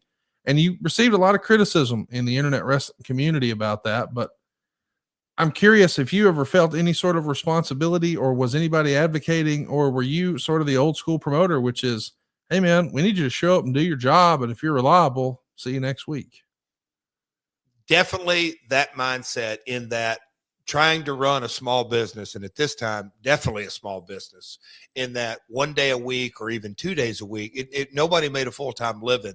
We didn't have the means to drug test. Even if we did, not even sure that would have been the prudent thing to do. And look, again, not pointing fingers, but as you can tell, TNA, because of multiple factors, at the top of that list, the loyalty to the brand from talent that was getting paid, sometimes not even, there was the consistency is very tough. So the sense of loyalty to the brand didn't exist. And so I think a lot of our situations were made much more public. I think it goes without saying, at the very, very tip top of all this, the era that we were in, WWE, no need to point fingers, but they had a lot of issues going on during this time frame that were kept quiet, and rightly so. It was a public circumstance. Some of those situations are known publicly with releases and other set of circumstances. But man, it is a struggle. But society as a whole, where we were coming off, I'll call it the Attitude Era, you kind of see a lot of negative results that were a reality of our business. And I'm so glad that, for the most part, not all of it, it's never going to be all of it, but a lot of it's in our rearview mirror. But we took our lumps, and rightly so. I wanted to talk a little bit about Orlando. It's written here, TNA drew its biggest crowd to date in Orlando. With very little local promotion, they had 875 people at the show, packed into the studio like sardines, with many standing, as it was only set up for about 700. But they also turned away about 400, and there was a long line of people wanting to be let into the show, but they would be allowed in because some left early, so just hang out here. More impressive than the number was the atmosphere and just how it looked. They drew more people most weeks in Nashville, and that was often a more enthusiastic crowd, but this comes across as so much classier due to the location. With the small percentage of the overall wrestling audience that has watched them late, the combination of seeing the old stars and the work of the new stars has gotten them the old ECW-like fan fervor. The big difference is ECW did it more than one location and got more people, not enough people, but people to pay for their tickets. But TNA is an all-freebie crowd. Even with the good and great shows, there's no guarantee they can do any business going on the road and charging for tickets. I agree. I liked as a fan the look and feel of TNA. It felt more like ECW. It didn't feel as big time as WCW. It certainly didn't feel like WWE, but it had a little more of an edge to it, and the enthusiasm of the crowd is what really made it special. And they're acting like this might have been the hottest crowd in Orlando's history. Everybody acknowledged that you could get a hot crowd in Nashville. When you first get to Orlando, man, it did feel like you were trying to sell it a little bit like WCW had with some of their tapings, where do these people even really want to see wrestling? But by this point, man, it feels like you've turned the corner on all that, right? It just like any, I don't want to just say residency, because that's not really the accurate word, but just like any business, you got to get traction and get it going. And again, this is January of 05. So we'd been there a year. It just takes time. And, this is early 05. I mean, 07, 08, 09, it was, and we had changed the setup, and you could get a couple of more 100 people in there when we went from tunnels on the left and the right, on the north and the south of the sides of the building. We just went to one stage at one end and opened things up and had more money to invest in the set. I love the studio setting with 1,000, 1,200 people in there. It's loud, it's raucous. We, again, different era, different time. Those things don't exist today, but at this time, Universal Studios, it was a park attraction. And so there were a certain amount of park guests, and that's truly people on vacation, that we had to, by our legal agreement, certain amount let in. And those were the ones that would come in and stay the whole show or half hour, whatever. And that's why the turnover, and we got monitors set up in the hall and all that. But God, amazing. What a fun process to back up all the way, Conrad. And this is something that over the holidays, and I guess it just hadn't come up the right time, but neighbor in the music business. And he was just kind of talking about the different acts through the years and how things, and I think we started off talking about Zach Bryan and stadium tours and all this, but he talked about how the lean years, and he named a few all this. But when you go back during this time frame and look at the Monday Night Raws and SmackDowns and us in the studio only, and even Japan and Mexico and just the different time frames, getting a live paid crowd in 05 or during the 2000s, challenging, man. Super, not just for us, across the board. It's the same thing in the music business. Certain acts red hot, others you couldn't give tickets away. Going back to timing is everything. I mean, truly, timing is everything. And I think about, with the recent announcement and everything that went with TNA and all this, just the timing of the entering of the business, the studio set of circumstances, just everything about it. Some things were just incredible blessings, and other things in the history of TNA were, I don't want to call them roadblocks, but man, they were uphill climbs. But the studio and getting it on a good cadence and rocking and rolling, man, made for some great shows. Let's talk about the dark matches. We're finally here at the show. Andy Douglas and Chase Stevens. The Naturals are going to beat Sonny Siaki and Johnny B. Bad. Johnny B. Bad. Yep. On a pre-show. Why not put him on the pay-per-view? Well, and I think we covered this in a couple of the archives, and I don't know exactly. He was good friends with Russ Rollins, and at this time, I think Mark was, I don't want to say ready to retire, wasn't real sure. You know, I don't know if it says in the notes. I don't know if Russ Rollins was involved in this, but I don't think Mark, Johnny B. Bad, wanted to wrestle full time. So I don't remember the specific instance, but and that's another question. Is I'm wondering if this was a 30-minute pre-show that was public. You know, those days we couldn't put it on YouTube like you can now, but it was to the pay-per-view providers and showing some star appeal, because Chase and Andy, great tag team. Sonny, we've talked about here on the show, but putting Johnny B. Bad in there, and that's our dark match that was on the pre-show. I don't know if it says that or not. My gut says yes. What's interesting is he shows up, he being Mark Mero, shows up in September of 2004. And this is actually his last match with TNA. He wrestles once more in his entire career, and that's in Orlando, teaming with Russ Rollins to take on Norman Smiley and the Blue Meanie. That's a reunion show, like a fan fest show there in Orlando in March of 2006. But this is Johnny B. Bad's last appearance in TNA. Did you not have any interest to trying to contract him? No, we always had interest. I don't think on either side there was any interest in, I'll say, long term. I just don't think Mark was into it. I think he was getting his other lines of work built and maybe already established, his public speaking. Let's talk about the next match. It's Chris Candido beating Cassidy Riley with a diving headbutt. It's written here, Candido looked good and got a strong reaction. I mean, these are two really strong dark matches. We know that Mark Mero didn't have any interest in being around long-term. What about Candido?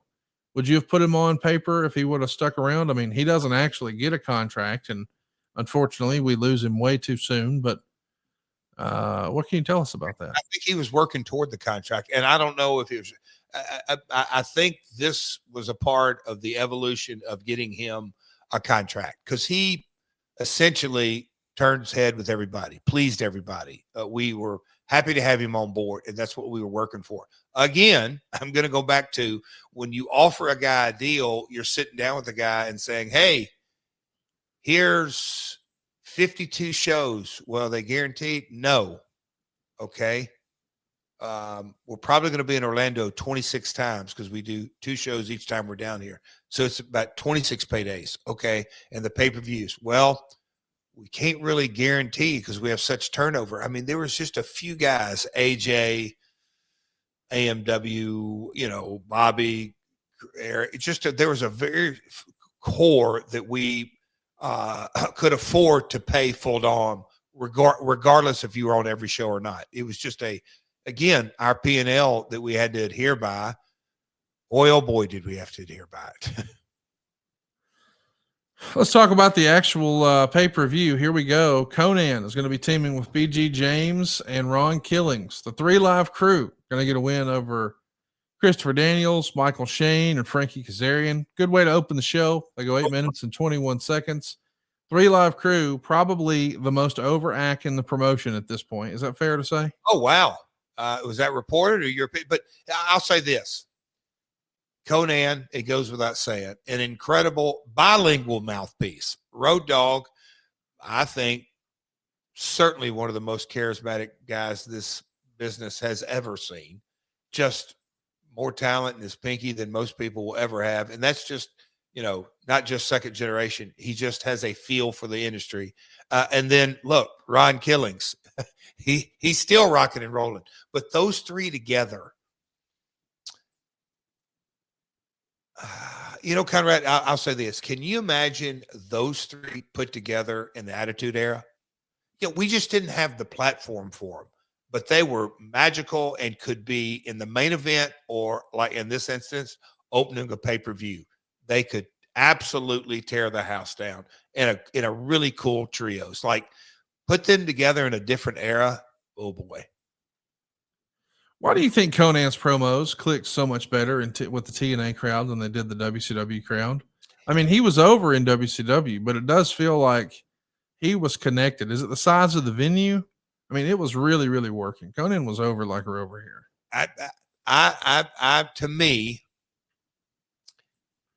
and I'm just kind of, and I know it changed somewhat when he was in the red and black, but again, I can't go episode by episode. But you know, he came in and I feel like the Lucha guys were here's the cruiserweights of the world. Not saying Conan was in that, but I just think positioning from day one when Conan came in, it was okay because he did have a direct link to a lot of Lucha guys, but then also he was his own talent.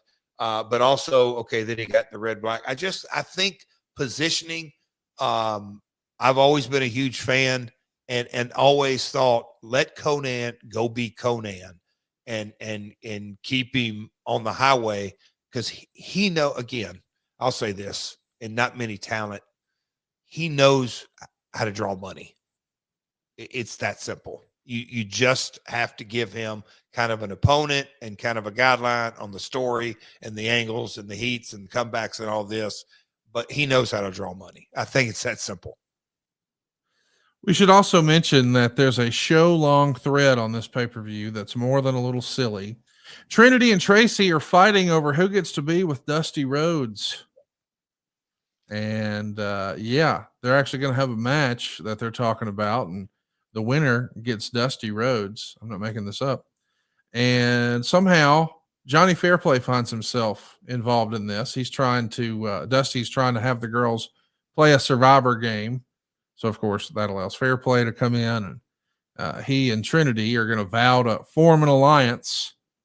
And it's written here that his contract, talking about Johnny FairPlay, was $100,000 for 26 dates, and it was a 1-year deal that it's about to expire, and it's being spoken about as if he's going to get renewed.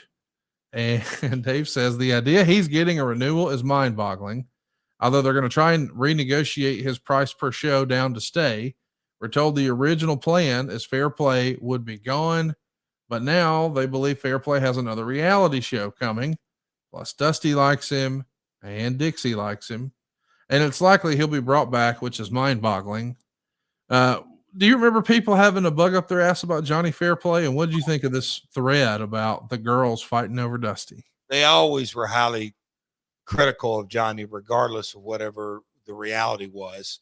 But Dusty liked Johnny because Dixie, it was a Dixie project, for better or worse. I mean, we all understood what she was trying to accomplish, and the Survivor audience, especially during this time frame, was, I don't know, 20, 25 million a week. And so if we can get some Survivor fans to watch over, because Johnny was this massive heel, but just very hard to translate. And again, Johnny was a manager, and so he wasn't a full-time wrestler. There were a lot of obstacles that went along with it. But Dusty was, again, going back to that whole juggling act. He's making sure Dixie's happy.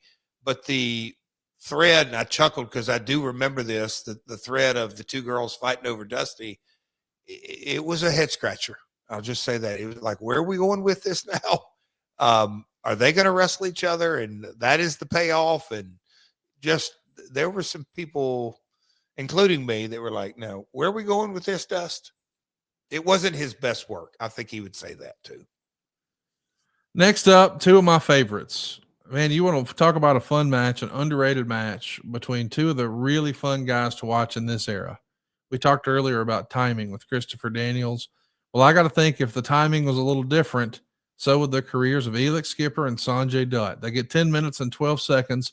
Elix gets the win with a hot shot and a spinning rock bottom after Dutt missed the Hindu press. Dave would say some acrobatic moves by Dutt, including a double revolution around the shoulders head scissors deal. He also did a springboard off the barricades into a flip body block. Dutt was on the top rope when Skipper jumped to the top rope and did a standing drop kick to send Dutt to the floor. Good stuff and a hot crowd, 3.25 stars. Man, Sanjay Dutt, I know that people who are just watching wrestling today, they just see him as a character in your group in the suit with the pencil, and I get it. And we know behind the scenes, he's doing a whole lot of work, and he is one of the glues of AEW that keep that whole thing together. But dude, go watch his stuff from this era. Like I remember they used to have, I think it was an MLW show. There were 2 rings pushed together and Sanjay's bouncing from ring to ring. It's one of the first time I've ever seen anybody do that.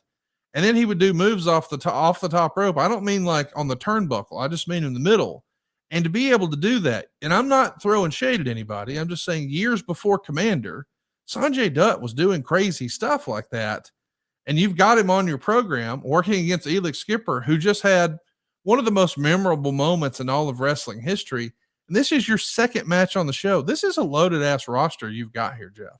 There's a guy up at the gym that from time to time, he'll bring me, and he's cool about it because he doesn't bring them all, but he'll bring a few DVDs because we were gone west and the DVDs. He'll bring a DVD from time to time for me to sign the packaging or whatever it may be. There is a Best of the X Division. I think it's volume, I don't know, 1, maybe 2. I don't know if there were how many there was, but kind of when and look, we'll get into, and I think it was said last night, one of the calling cards of TNA, the X Division. But Conrad, when you go down the list of, we'll call them the X Division stars, obviously AJ, Joe, and Daniels, Elix, Low Key, Jerry Lynn, Sanjay Dutt. I mean, we could go Jay Lethal. I mean, there is a list of X Division guys, and that's why a lot of times I'll say, damn, I was lucky. I mean, what amazing. I mean, we could just go on and on and on of guys that all kind of in their own unique way molded what an X Division wrestler is. And you think it kind of how it permeates through so many things today. Will Ospreay, we chuckled, I think 2 times ago when I saw him. He's like, yeah, it was on the wrestling channel. It was that Unbreakable. It's Joe, AJ, and Daniels. That's when I said, and he said, me and my mate sat around. And he's like, I can do that. I want to do that. I've got to do that. But yeah, Dutt. People don't know about old Sanjay Dutt, what he used to be able to do. The player from Himalaya could flat out get it done. Go watch some of Sanjay's stuff. If you've never seen it, I want you to just throw it in YouTube. Hell, watch this match with Elix Skipper. But man, Sanjay in like 04, 05, dude was on another level. That again, if timing was different, man, people would be clamoring to see what he would be doing today. Just saying. That's right. That's right. Kevin Nash got his time machine for the next segment, or so it looked. He dyed his hair, and it cut about 15 years off of him, according to Dave Meltzer. And he's saying DDP, or he's telling DDP, listen, I don't really want to work hard. I want to do as little as possible. So let's work together to eliminate Monty Brown and then have a gentleman's match between them. It's stupid to overly tax themselves when they've still got to face Jeff Jarrett later in the show. So he's trying to play chess. DDP is not so sure he can trust Kevin Nash, though. And next up, in the third match on this card, we get Dustin Rhodes and Kid Cash. You know, they say styles make fights. That's a fun one. Who would have thought Dustin Rhodes would still be doing his thing? Man, it was cool to see him drop my buddy Adam Priest right on his fucking head last week on Collision. I loved it. And it's funny because when Shivani texts me, he goes, hey, man, your buddy Adam's getting to wrestle Dustin. And I was like, dude, I can't wait to see that. He goes, yeah, he dropped him on his fucking head. And I'm like, well, that's the only place you can't hurt Adam. Like, if you're going to hit him anywhere, just lay it in on the head. He'll be fine. Have you seen what his old lady does? Oh, man, you got to see all the stitches in the top of his head. She goes playing bumper cars. He's just flying through the windshield. So it's like, he's like a meme, a gif at this point. If Dustin's going to drop anybody on their head, do it to Adam Priest every time. He's fine. Bless his heart.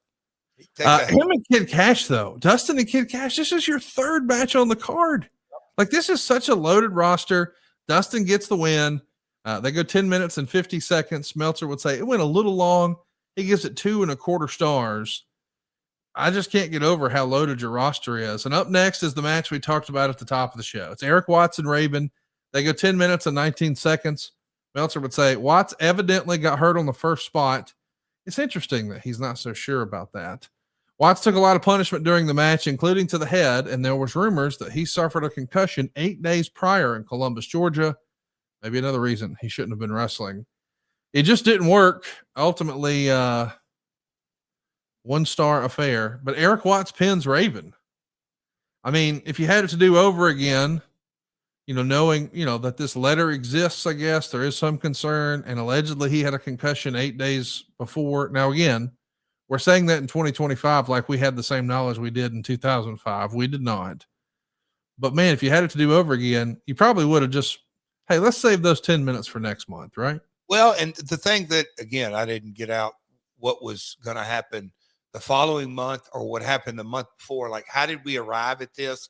And more importantly, where were we going with it? Because Watts over Raven is a pretty strong statement. So was that the blow off? I don't feel like it was. I don't know.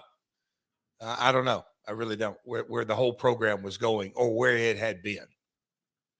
What's your, who did you like Eric Watts work with in TNA? Like, who did you think, hey, he really clicked with this guy? They had good stuff together. They had good chemistry.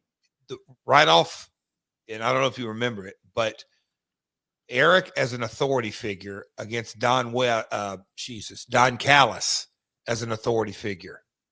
They had some in-rings at the Asylum that bit. That really, it was good. It was good. I mean, there was, to me, it was compelling content. I mean, that's right off the top of my head.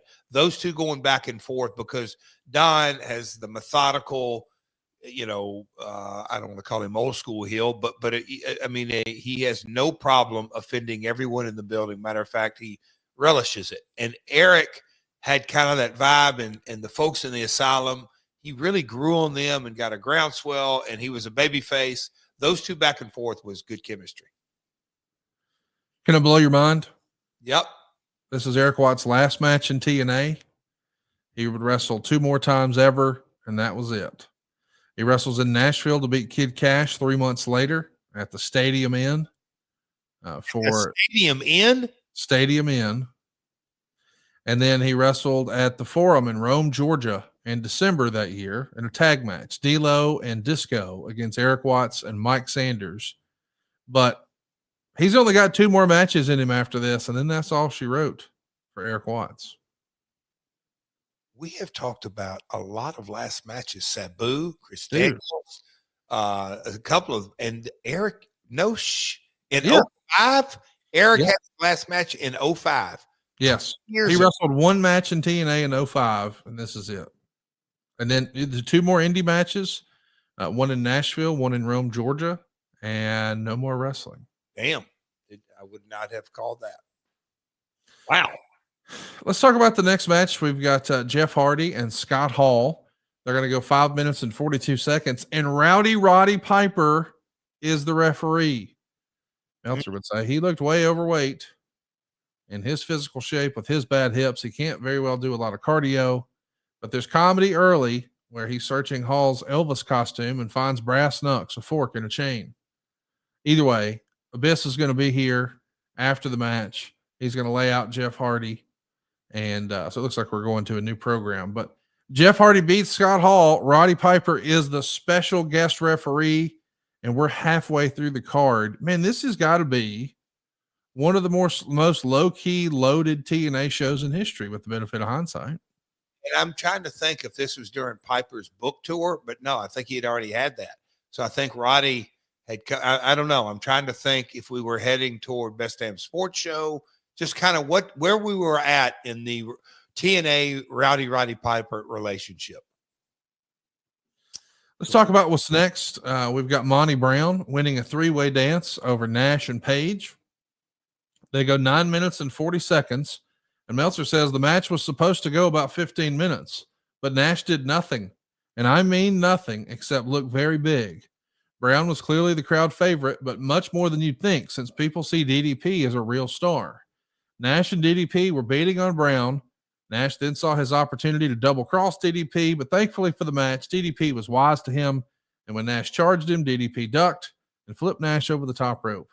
Since Battle Royal eliminations were legal, he was gone in 5 minutes and 54 seconds. By the way, Dave says they did that because Rhodes didn't want Nash doing a job before he starts his title program with you. So it's a battle rope finish or Battle Royal finish. The rest of the match were a series of near falls with Page and Brown. Page got a spot that served no purpose where he hit the diamond cutter and he had him beat, but Nash pulled Page out of the ring to break up the count. Why should he care? Plus, what purpose did it serve to put Brown in that position other than to make sure Brown isn't elevated above Page? Page went for another diamond cutter, but Brown slipped out and came off the ropes with the pounce period and got the pin. Page and Brown shook hands after the match, showing Page is a good sport, even in defeat. Star in 3/4. Listen, I get that Dave wants people to be put over and put over clean, but I could also see if I'm Diamond Dallas Page, hey, if there's one thing this audience wants to see me do above everything else, it's hit the diamond cutter. So I've got to hit the diamond cutter, but I don't really want him to just kick right out of it and kill my finish. So I think that makes total sense. Am I way off base, or is Dave on to something and you wish you would have done it differently? What I'd like to know is, how did we get this three-way booked? And when it was booked, what was the proposed finish, or like where all was that? I mean, that's, and look, I've done it I've done it so many times, kind of booking yourself into a corner, because if he decided to protect Kevin, I understand that, but you're almost an impossibility. And, look, we're playing armchair quarterback and hindsight and all that, but you'd almost be better off either Nash getting hit with a diamond cutter and a pounce to give him an out, that it took a couple of things to beat him. And no, but Nash didn't get Nash went over the top rope. I know. Yeah, that's what it's just, I'm scrambling eggs and they're already scrambled. It's hard. It's a hard finish to figure out what to book. But what I'm saying is, I don't see why anybody would have a problem with, hey, respectfully, I'm not saying like we're in an ideal situation. Oh, I got you. I'm saying very respectfully, DDP probably doesn't have a $7,000 a week guaranteed contract. He's probably working a per show thing, coming in here and there. We don't know how long we're really going to be here. So I don't know if I'm guaranteed future income here that I want to have a guy kill my finish that I might actually use somewhere else. There's no chance it's happening. Again, we're almost looking at the microcosm of TNA's in totality until we got on 2 hours, because it was so hard. We didn't have the capital to say, look, you're getting paid every week, regardless of what this finish is. No, we were paying guys by the week, by the show. And so it was a negotiation, and that had to come into play. Was it perfect professional wrestling? Furthest thing from it. I'm just saying, I still think Monty Brown getting a win over DDP is a fucking huge deal for Monty Brown. Gigantic. Yes. So like, okay, all right, I'm not going to kick out of the diamond cutter. Yeah. I'm going to slip out of the diamond cutter. But if I'm a fan and I paid to see DDP wrestle and I don't see somebody take a diamond cutter, well, now I feel like I didn't get my money's worth. Like, I want to see DDP to see the diamond cutter. And yeah, rightly so. DDP's got to give it to somebody. Like Steve Austin, imagine if, and I'm not comparing the two, but I am just saying, if you bought a ticket to see 1999 Steve Austin and he didn't drink beer, now that's such a stupid thing. Why do we want to watch another man drink beer? But I assure you, if he left the building without doing a beer bash, people are going to be pissed off. Yep. We didn't see the whole show. He didn't do the beer stuff. Yep. That's right. That's what right. It is. So you got to, if you're Dallas, I got to hit the diamond cutter, but we'll find a way to get you out of it so I don't have to beat you. But I don't want you to kick out of the damn thing. So we got to do something. Wrestling. Yep. Wrestling. For sure. Let's talk about the tag titles. And boy, you want to talk about a match you should go out of your way to see. We say that all the time here on the program, but I mean it. And this is one of those timing is everything type deals. Chris Harris and James Storm, America's Most Wanted, are going to win the tag titles from Eric Young and Bobby Roode, and they go 19 minutes and 12 seconds. They were told originally to go 15 minutes, but as they're going through the curtain, there's been a change of plans. We need you guys to go 21 minutes. I guess Page and Brown went home way early. Yep. And so now we're trying to fill some time. It gets 4.5 stars. And Meltzer would say, I don't think you'll ever find a match this good on a pay-per-view in history that gets less votes for match of the year. Like less votes for match on the show. Yeah, how about that? So he's saying this is a match of the year candidate, but it's not going to be the best match on the show. That's how loaded the thing is. And we've spent a ton of time talking about, Bobby Roode and James Storm as beer money. And we've spent some time talking about Chris Harris and James Storm as America's Most Wanted. I do find it funny that you've got beer money on either sides here. Yep.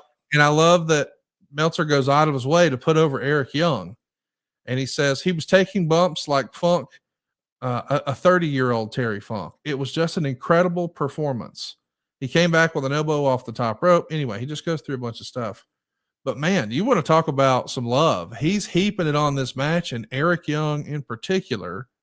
In an alternate universe, do you think Eric Young is one of those guys who could have been a much bigger star if he had a different timing, if his timing was different and maybe he was a different platform? So both, yes, the short answer is, again, timing's everything, characterization,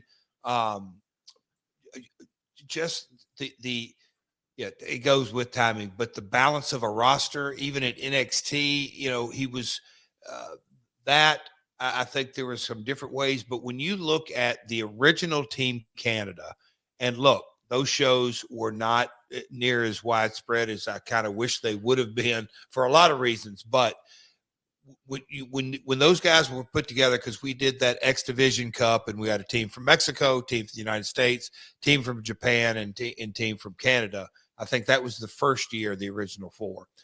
When Bobby and Eric were put together, Coach Scott D'Amore, cigar and all, which he hated, but no. Those guys, Conrad, there were some matches in the Asylum that were, you know, match of the year candidate or whatever you want to say. But when Eric had this night, some people were surprised. It didn't surprise me at all, because Eric's one of those guys that is very gifted on back to timing. Him knowing when to go over the top on his heel selling is a gift that a talent that he nurtured. And this was a night, pay-per-view, they were switching the titles. He knew to put it in fifth gear and to kind of stay up there. Again, we said it, go out of your way. Watch this, guys. It's just so damn good. And as if that's not enough, the hits keep on coming. Next up, we've got AJ Styles winning the X title over the champion Petey Williams and Chris Sabin in 19 minutes and 55 seconds. These three had worked on this match for weeks, and there were just incredible spots with, again, the crowd going nuts. Yeah. The big chant over the last few minutes was, "This is awesome."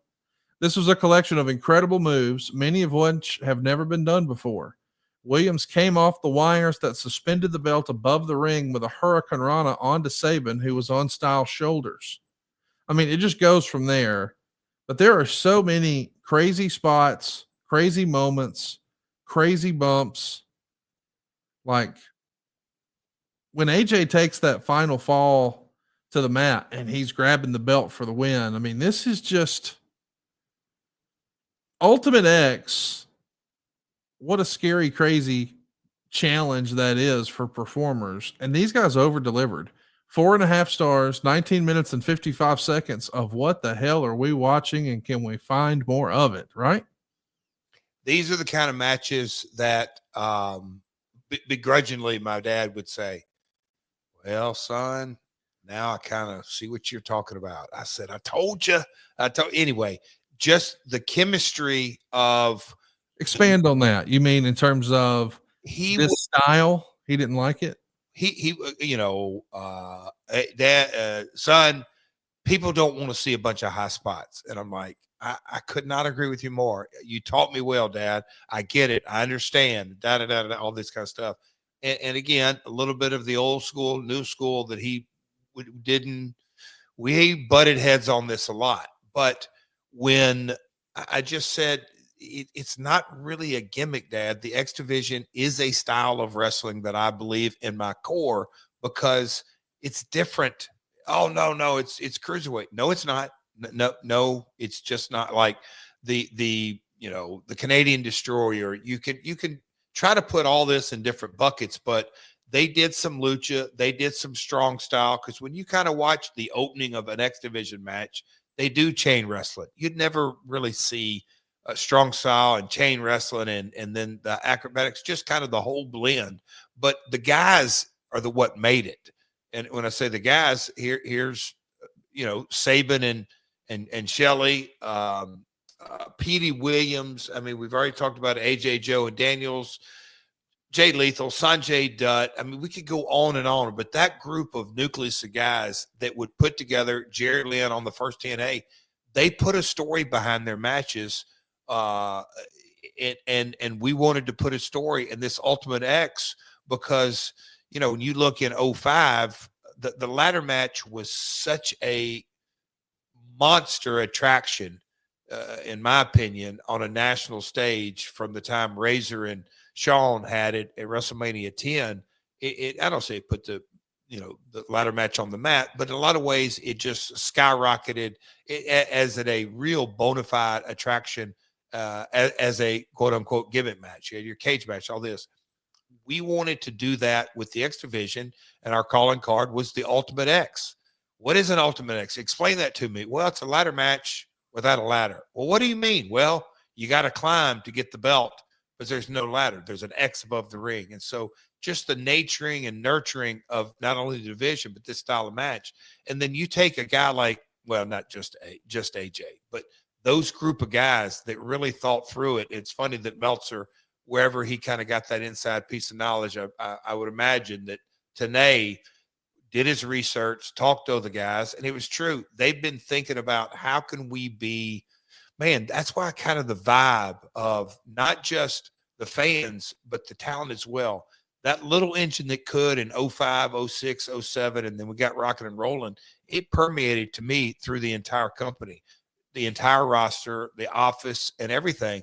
And those guys said, okay, how can we make this Ultimate X different? The Hurricane Rana, just all the different stuff. And those guys, man, they would risk their ass off and delivered. And so I think, you know, you look at a show like this and they're memorable, truly main event attractions with quote unquote a bunch of cruiserweights. But my father would, on this, he would understand the story because it played out right in front of his eyes through the TVs, through the story, and then the belt hung and okay, the guys got to do their ass off to fight to get it. He got it, my dad. And it was those kind of moments they're fun to reminisce about. I'll say that. It's interesting to me that your dad was drilling you about what is Ultimate X. Wasn't he the first guy to do a scaffold match? Yes. And he would admit, oh, boring ass match, but man, the intrigue. And you go back and look at those old, what are they called? 8mm or whatever, the old tape when you watch him against Don Green in Louisville, and they, like Dundee and others come along in the scaffold match, felt comfortable with that. My dad didn't. I mean, he did a little walk, but I mean, it was very anticlimactic. But the people in the arena, Cornette tells great stories about it, that the people hung on every punch because you sell it like you're going to fall over upside down off that thing. And so, yes, but it goes with that. Unfortunately, and I pray I'm never that way, just that generational gap that, okay, he couldn't see the forest for the trees. He understood the scaffold match, but oh my gosh, you're going to do this Ultimate X match? That doesn't make sense. Well, yeah, it does, Pop. I just find it interesting that the creator and the innovator of the scaffold match is like, I don't know about this Ultimate X. Oh, and look, there's a number of times, and sometimes the heated moments that, you know, oh, son, that just is so phony. Well, I guess Tojo pouring yellow paint on me was all real. Well, you know what I mean. You know, it's Memphis TV, the amount of angles, and I heard over on Ad Free that our man Downtown Bruno recently did an episode talking about Memphis memories. The amount of angles shot in Memphis TV, just legendary. Did they all hit? Oh my God, Conrad, not even close. I can't wait to talk about our main event. It's Jeff Jarrett and Monty Brown for the NWA title. Of course, Monty has the odds stacked against him. He had to wrestle just a few minutes ago against DDP and Kevin Nash. And now they're going to go 16 minutes and 17 seconds. And check out what Meltzer says. This was probably the second best match of Monty Brown's TNA career, behind his Impact title match with Jeff Jarrett. So how about that? He's saying the best two matches that Monty has had in TNA, where with you as an opponent, that's got to be a point of pride for you when people are saying, oh, he had his best matches against Jeff Jarrett, right? Well, that's nice of Dave to say, but you can't take the bad with the good or the good with the bad. You just got to kind of take it all. I will say this. We talked about the Orlando crowd. Conrad, they love to hate me there. And the momentum we built, and I'll say we, obviously Monty, and his finish, the pounce, and the build, they really wanted to see my ass get pounced and pinned. Yeah, and when you can drill it down to that set of emotion and their wish list, and you understand that psychology, and you focus on that, that's where that crowd becomes electric, because they're just craving, and they're with the punches and the high spots and the build. And then once you get rolling, they're just waiting for, in this case, the king of the mountain to get pounced. That was what we were building toward. And of course, when the pounce comes, he pounces into the referee. That makes the second referee bump, which Meltzer says at this point, it was getting ridiculous. You crush him with a guitar, he kicks out. You get a shot to crush him with another guitar, it gets blocked. The referee somehow in all of this comes to. He kicks the debris out of the way and counts 3. And you beat Monty Brown here. And it's written here, the finish really hurt the match. It was really pointless to beat Brown in this manner. Really, Brown should have lost in a fluke 3-way, and Jeff should have just had this match with Page, because Brown is the upcoming star. But they mortgaged Brown's value because they thought Jarrett versus Nash was more money. They could have protected Brown, who's the company's best hope for a star that could catch on, and who was originally to win this match until Rhodes changed directions, while still having him bide his time with Nash. So that's 3 stars, according to the Observer. And Dave would also say that Dusty has worked his way into not only power, but some autonomy from the Carters. So you got to let me bring my people in and do my stuff. He wants to bring in Janie Engel. But one of the things he does, the biggest shift in all this is, hey, I know we said we were going to put the belt on Monty Brown, but I've decided we don't need to do that because we risk doing great damage to him by pushing him too fast. Now, when I hear that, I think to myself, that actually makes sense. I could see that. But if that's really what you're doing, why wouldn't they go with what Dave suggested here? Just let DDP work you in the main event. That still seems like a big time main event. And, have him have some sort of fluke way where he got eliminated in the 3-way. So you save him for on down the road. But once you beat DDP, you could have immediately went to Nash. Why did you guys decide, no, let's do it with Monty, but let's beat him? I wish we could have, and I'm sure Dustin and Cody would do, I wish I could talk to Dusty and try to jog our memory, because looking at it 20 years later, and maybe a bird's eye view, and I may be overthinking this, but Dusty coming in, it's no matter how small or big a wrestling business is, or any business is, there's a political nature. So him and Dallas had a very close personal relationship. Him and Nash also had a relationship. So was Dusty playing the cards of, hey man, it ain't going to hurt Monty one bit, and we're 3 months from now, 6 months from now, put the title on him. We'll build him back up. I got confidence in my writing and all this. Let me take the path of least resistance. Now, again, Conrad, I just don't remember. Again, this was Dusty's ball of wax.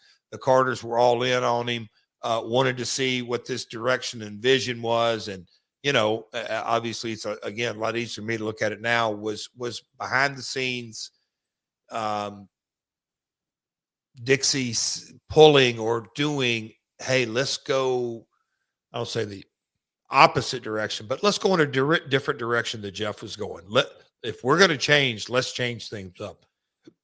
And Dusty say, okay, no problem. We won't put the belt on Monty. We'll get there. Let's go with, I don't know. I wish I could recall a lot better. I do know this. It was a hell of a show, top to bottom. Oh, there's no doubt it was incredible. I'm just wondering, with the benefit of hindsight, talking to Jeff today in 2025. So was this Dusty's second show or first? I can't remember off the top of my head, but I think it was so new. Again, when you come in, my gut tells me half the card was booked by, we'll call it the Jarrett regime, I think. Oh, come on, Jeff. You don't have a say in who you wrestle in the main event. Oh, We're not gonna... No, I definitely do, but I'm just wondering, like top to bottom, the handoff and was it the committee booking? I just don't remember the ins and outs, specifically why he had me beat Monty. I don't know. I'm asking today in 2025, you're in the driver's seat. You get to call it. What would you do today? 3-way beat DDP. Yeah, I got it. And Monty's, the reason I win, the pounce happens and I steal it off of a pounce. Get the pounce over and I get the win. I love that. And that checks all the boxes right there. And I might have a few allies. I don't know whatever it may be. Don't do any ref bumps. One ref bump at the end of the night. I take the cutter and I'm drived on top of the guy who got pounced, and Monty's zinged out of the ring by help with me, and the referee counts me, who had just gotten pounced, but I win. Is there a best practice on ref bumps? Like, what's the line? How many's too many? Is one enough and two's too many? Can you do two? I say, and I've always kind of said this, guys, one ref bump, if you need to do a distraction, a thumb in the eye, a misdirection, even kind of I don't want to say you can, the easy thing, pull the ref out of the ring, but one collision from one wrestler to a referee, one is enough. And look, I'm sure I've broken that rule. Not one per match, but one per show. One per show. Yeah. Yeah. I wanted to follow up on this. I can't believe I didn't do this earlier. We'll do better in formatting next time, but here's the report from the Torch. TNA officials are denying any plans to affiliate themselves with Rob Feinstein, blaming it on wishful thinking by people close to Feinstein. In fact, Jarrett is claiming that when he posed for a photo with Feinstein that was all over the internet last week, he didn't even know it was Feinstein until afterwards. The Observer says Jeff Jarrett, regarding the internet photo last week with Rob Feinstein, tried to claim he didn't know it was Feinstein he was posing with. We've heard conflicting stories on that one, but as silly as this sounds, the photo itself corroborates the Jarrett story. I don't know why that's interesting or why that is viewed as anything that might be controversial or even questionable. You had never done an RF video shoot interview. You worked for WCW and the WWF, and now we're starting your own TNA. You weren't working for Ring of Honor. Why would you have met Feinstein before this?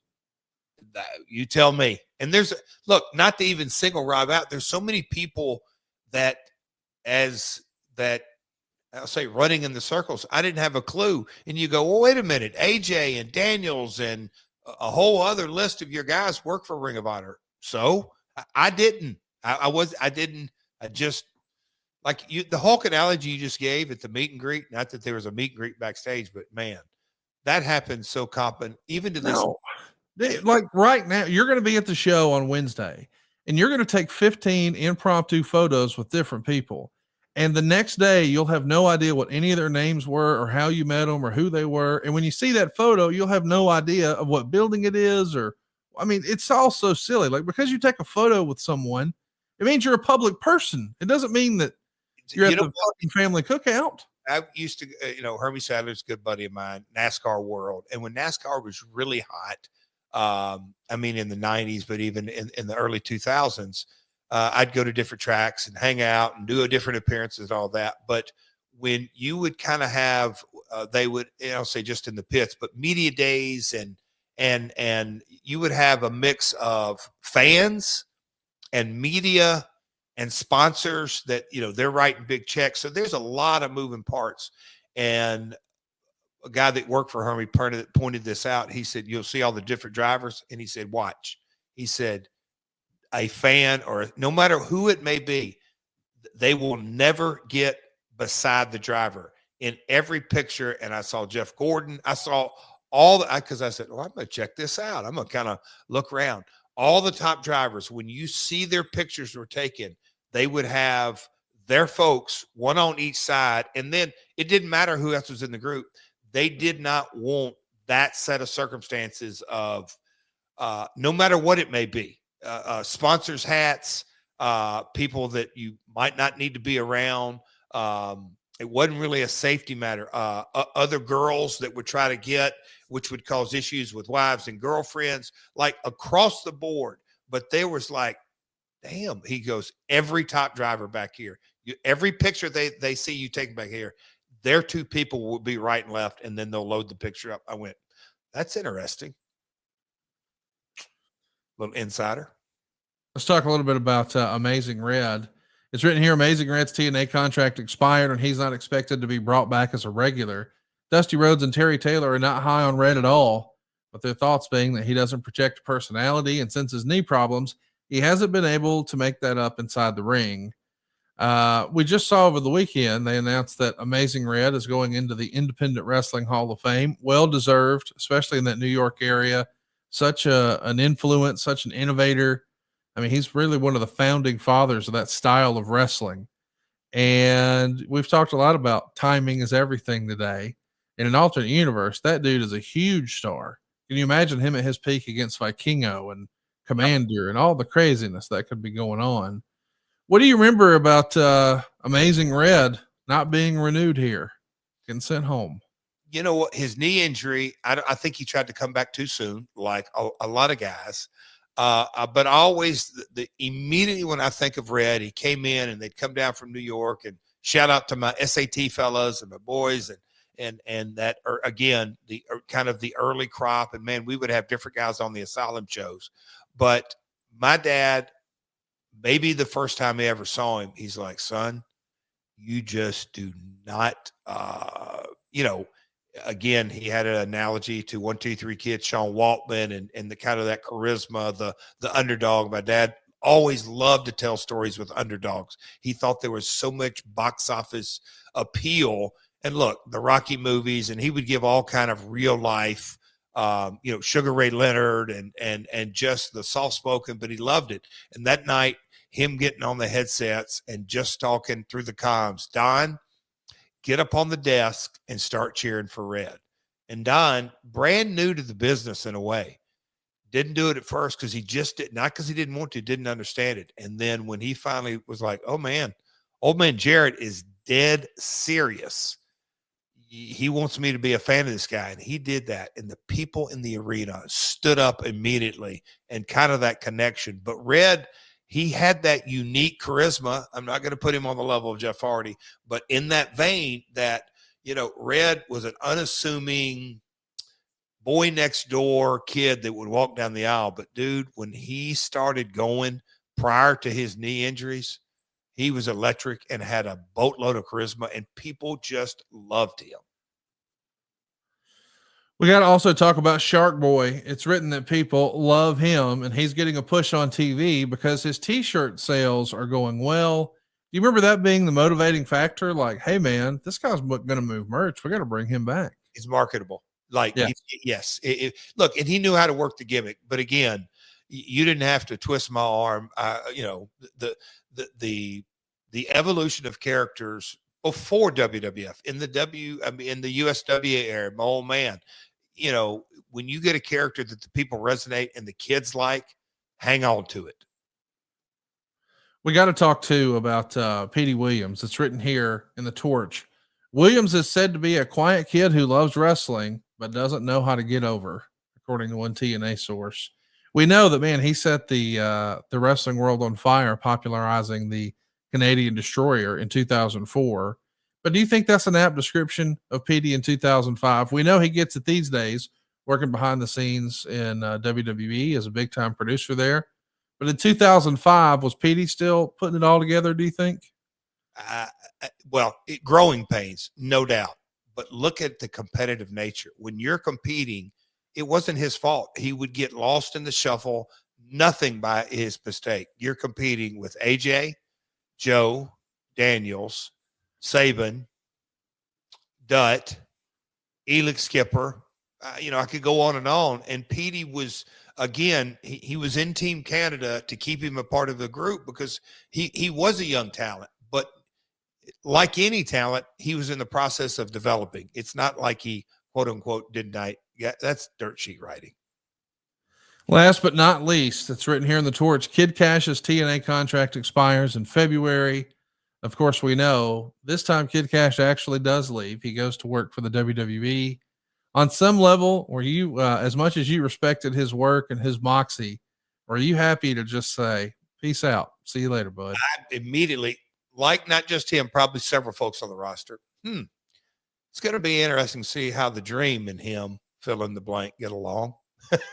You know, that was Dusty's kettle of fish at this time, not mine. Well, in our kettle of fish next week is going to be Genesis 2010. We're going back 15 years, Jeff. I can't wait for us to talk about that. It's a totally different time in all of wrestling. But in the meantime, I'd love to talk to you about saving some money. That's what I'm helping people do over at savewithconrad.com. And this is the time of year where a lot of people start thinking, hey, I got to pay off all my Christmas spending. Did you know the average family here in America, they're working on paying off Christmas on a credit card through May? Don't do that. Get rid of all that credit card debt just like that and get a much better interest rate in the process. What are you paying on that credit card right now? Like 20 something percent. You know, you can do better. Not only can you get a better rate, you can also get a better tax deduction. You see, the interest you pay on your house is tax deductible, but the interest you're paying on those credit cards, not only is it crazy high, it's also not tax deductible. And did I mention no payments for 2 months? That's right. No payments in February or in March. You won't make another payment until April. And come April, you're going to have a cheaper monthly payment. We're routinely helping our podcast listeners save $500, $600, $700, even $800 a month. And don't just take my word for it. Go check out our reviews at conradreviews.com. We've got like 1,700 different reviews. You'll see the good, the bad, and the ugly. And then you'll see that our average rating is 4.74 stars. How about that? Imagine your favorite wrestler. If every time he went out, Dave Meltzer rated him 4.74 on average, if his average match rating was 4.74, man, he'd be like the Kenny Omega of mortgages. Maybe that's it. Find out how much money you can save right now at savewithconrad.com. You don't need perfect credit or money out of your pocket. It's free to find out how much money you can save. So what are you waiting for? Go to savewithconrad.com or send me an email. It's conrad@savewithconrad.com. Jeff, I never know what to expect when we click record, but I had a lot of fun talking about TNA 20 years ago. I'm looking forward to talking about TNA 15 years ago, but I'm really excited to hang out with you and hopefully see you beat MJF's ass again tomorrow night in Knoxville. You're muted, bud. Shit. Sorry about that. Go Big Orange. You're stepping into University of Knoxville territory, no crimson colors. You're going to be fired up. I'm going to get a couple of Go Big Orange out of you, but will you do me a favor? Seriously. Okay. At catering, 2 things. 1, don't bring Casio. 2, and if MJF comes over and tries to lay on some of his bullshit and cry and say, oh, look at my eye, just slap the piss out of him. Seriously. MJ and I are not friends. We don't talk. So I'm not going to, he ain't going to come sit with me and I ain't going to come sit with him. We don't get along at all. Is that right? Oh, dude. First time I ever met MJF, he's calling me turkey tits on TV in front of everybody. That's not cool. He put bubblegum on my forehead, Jeff. I'm not Maggie Black, that son of a bitch's eye at all. Fuck him forever. He can get fucked and stay fucked. I don't like MJF at all. And I'm not kidding. Go see. He don't follow me and I don't follow him. Fuck him. I did not know that. All yeah, right. There's only a handful of people in real life wrestling I don't like. And now you know both of them. And with that, boys and girls, we'll see you next week right here on the program. It's my world. Peace. Hey, it's Conrad Thompson here to tell you a little more about what adfreeshows.com is all about. Get early, ad-free access to more than a dozen of your favorite wrestling podcasts every single week, starting at just $9. That's less than 20 cents an episode each month. And yes, you can listen to them all directly through Apple Podcasts or your regular podcast apps. How easy is that? Ad-free shows also has thousands of hours worth of bonus content and docuseries like Title Chase, Eric Fires Back, Conversations with Conrad, and The Insiders. Plus new series like The Book with David Crockett, Monday Mailbags with Mike Chioda and Nick Patrick, and a whole lot more. And you want to talk about early? You can't get any earlier than listening to the shows live. you can be a part of the live studio audience as we record the podcast. Plus, ride shotgun alongside your favorite childhood heroes for live watch-alongs, Q&As, and other interactive experiences every single month. Come on now, see for yourself what thousands of other wrestling fans from around the world have discovered, that adfreeshows.com is the best value in wrestling. Check it out today, and hey, when you do, the first week is completely free. adfreeshows.com.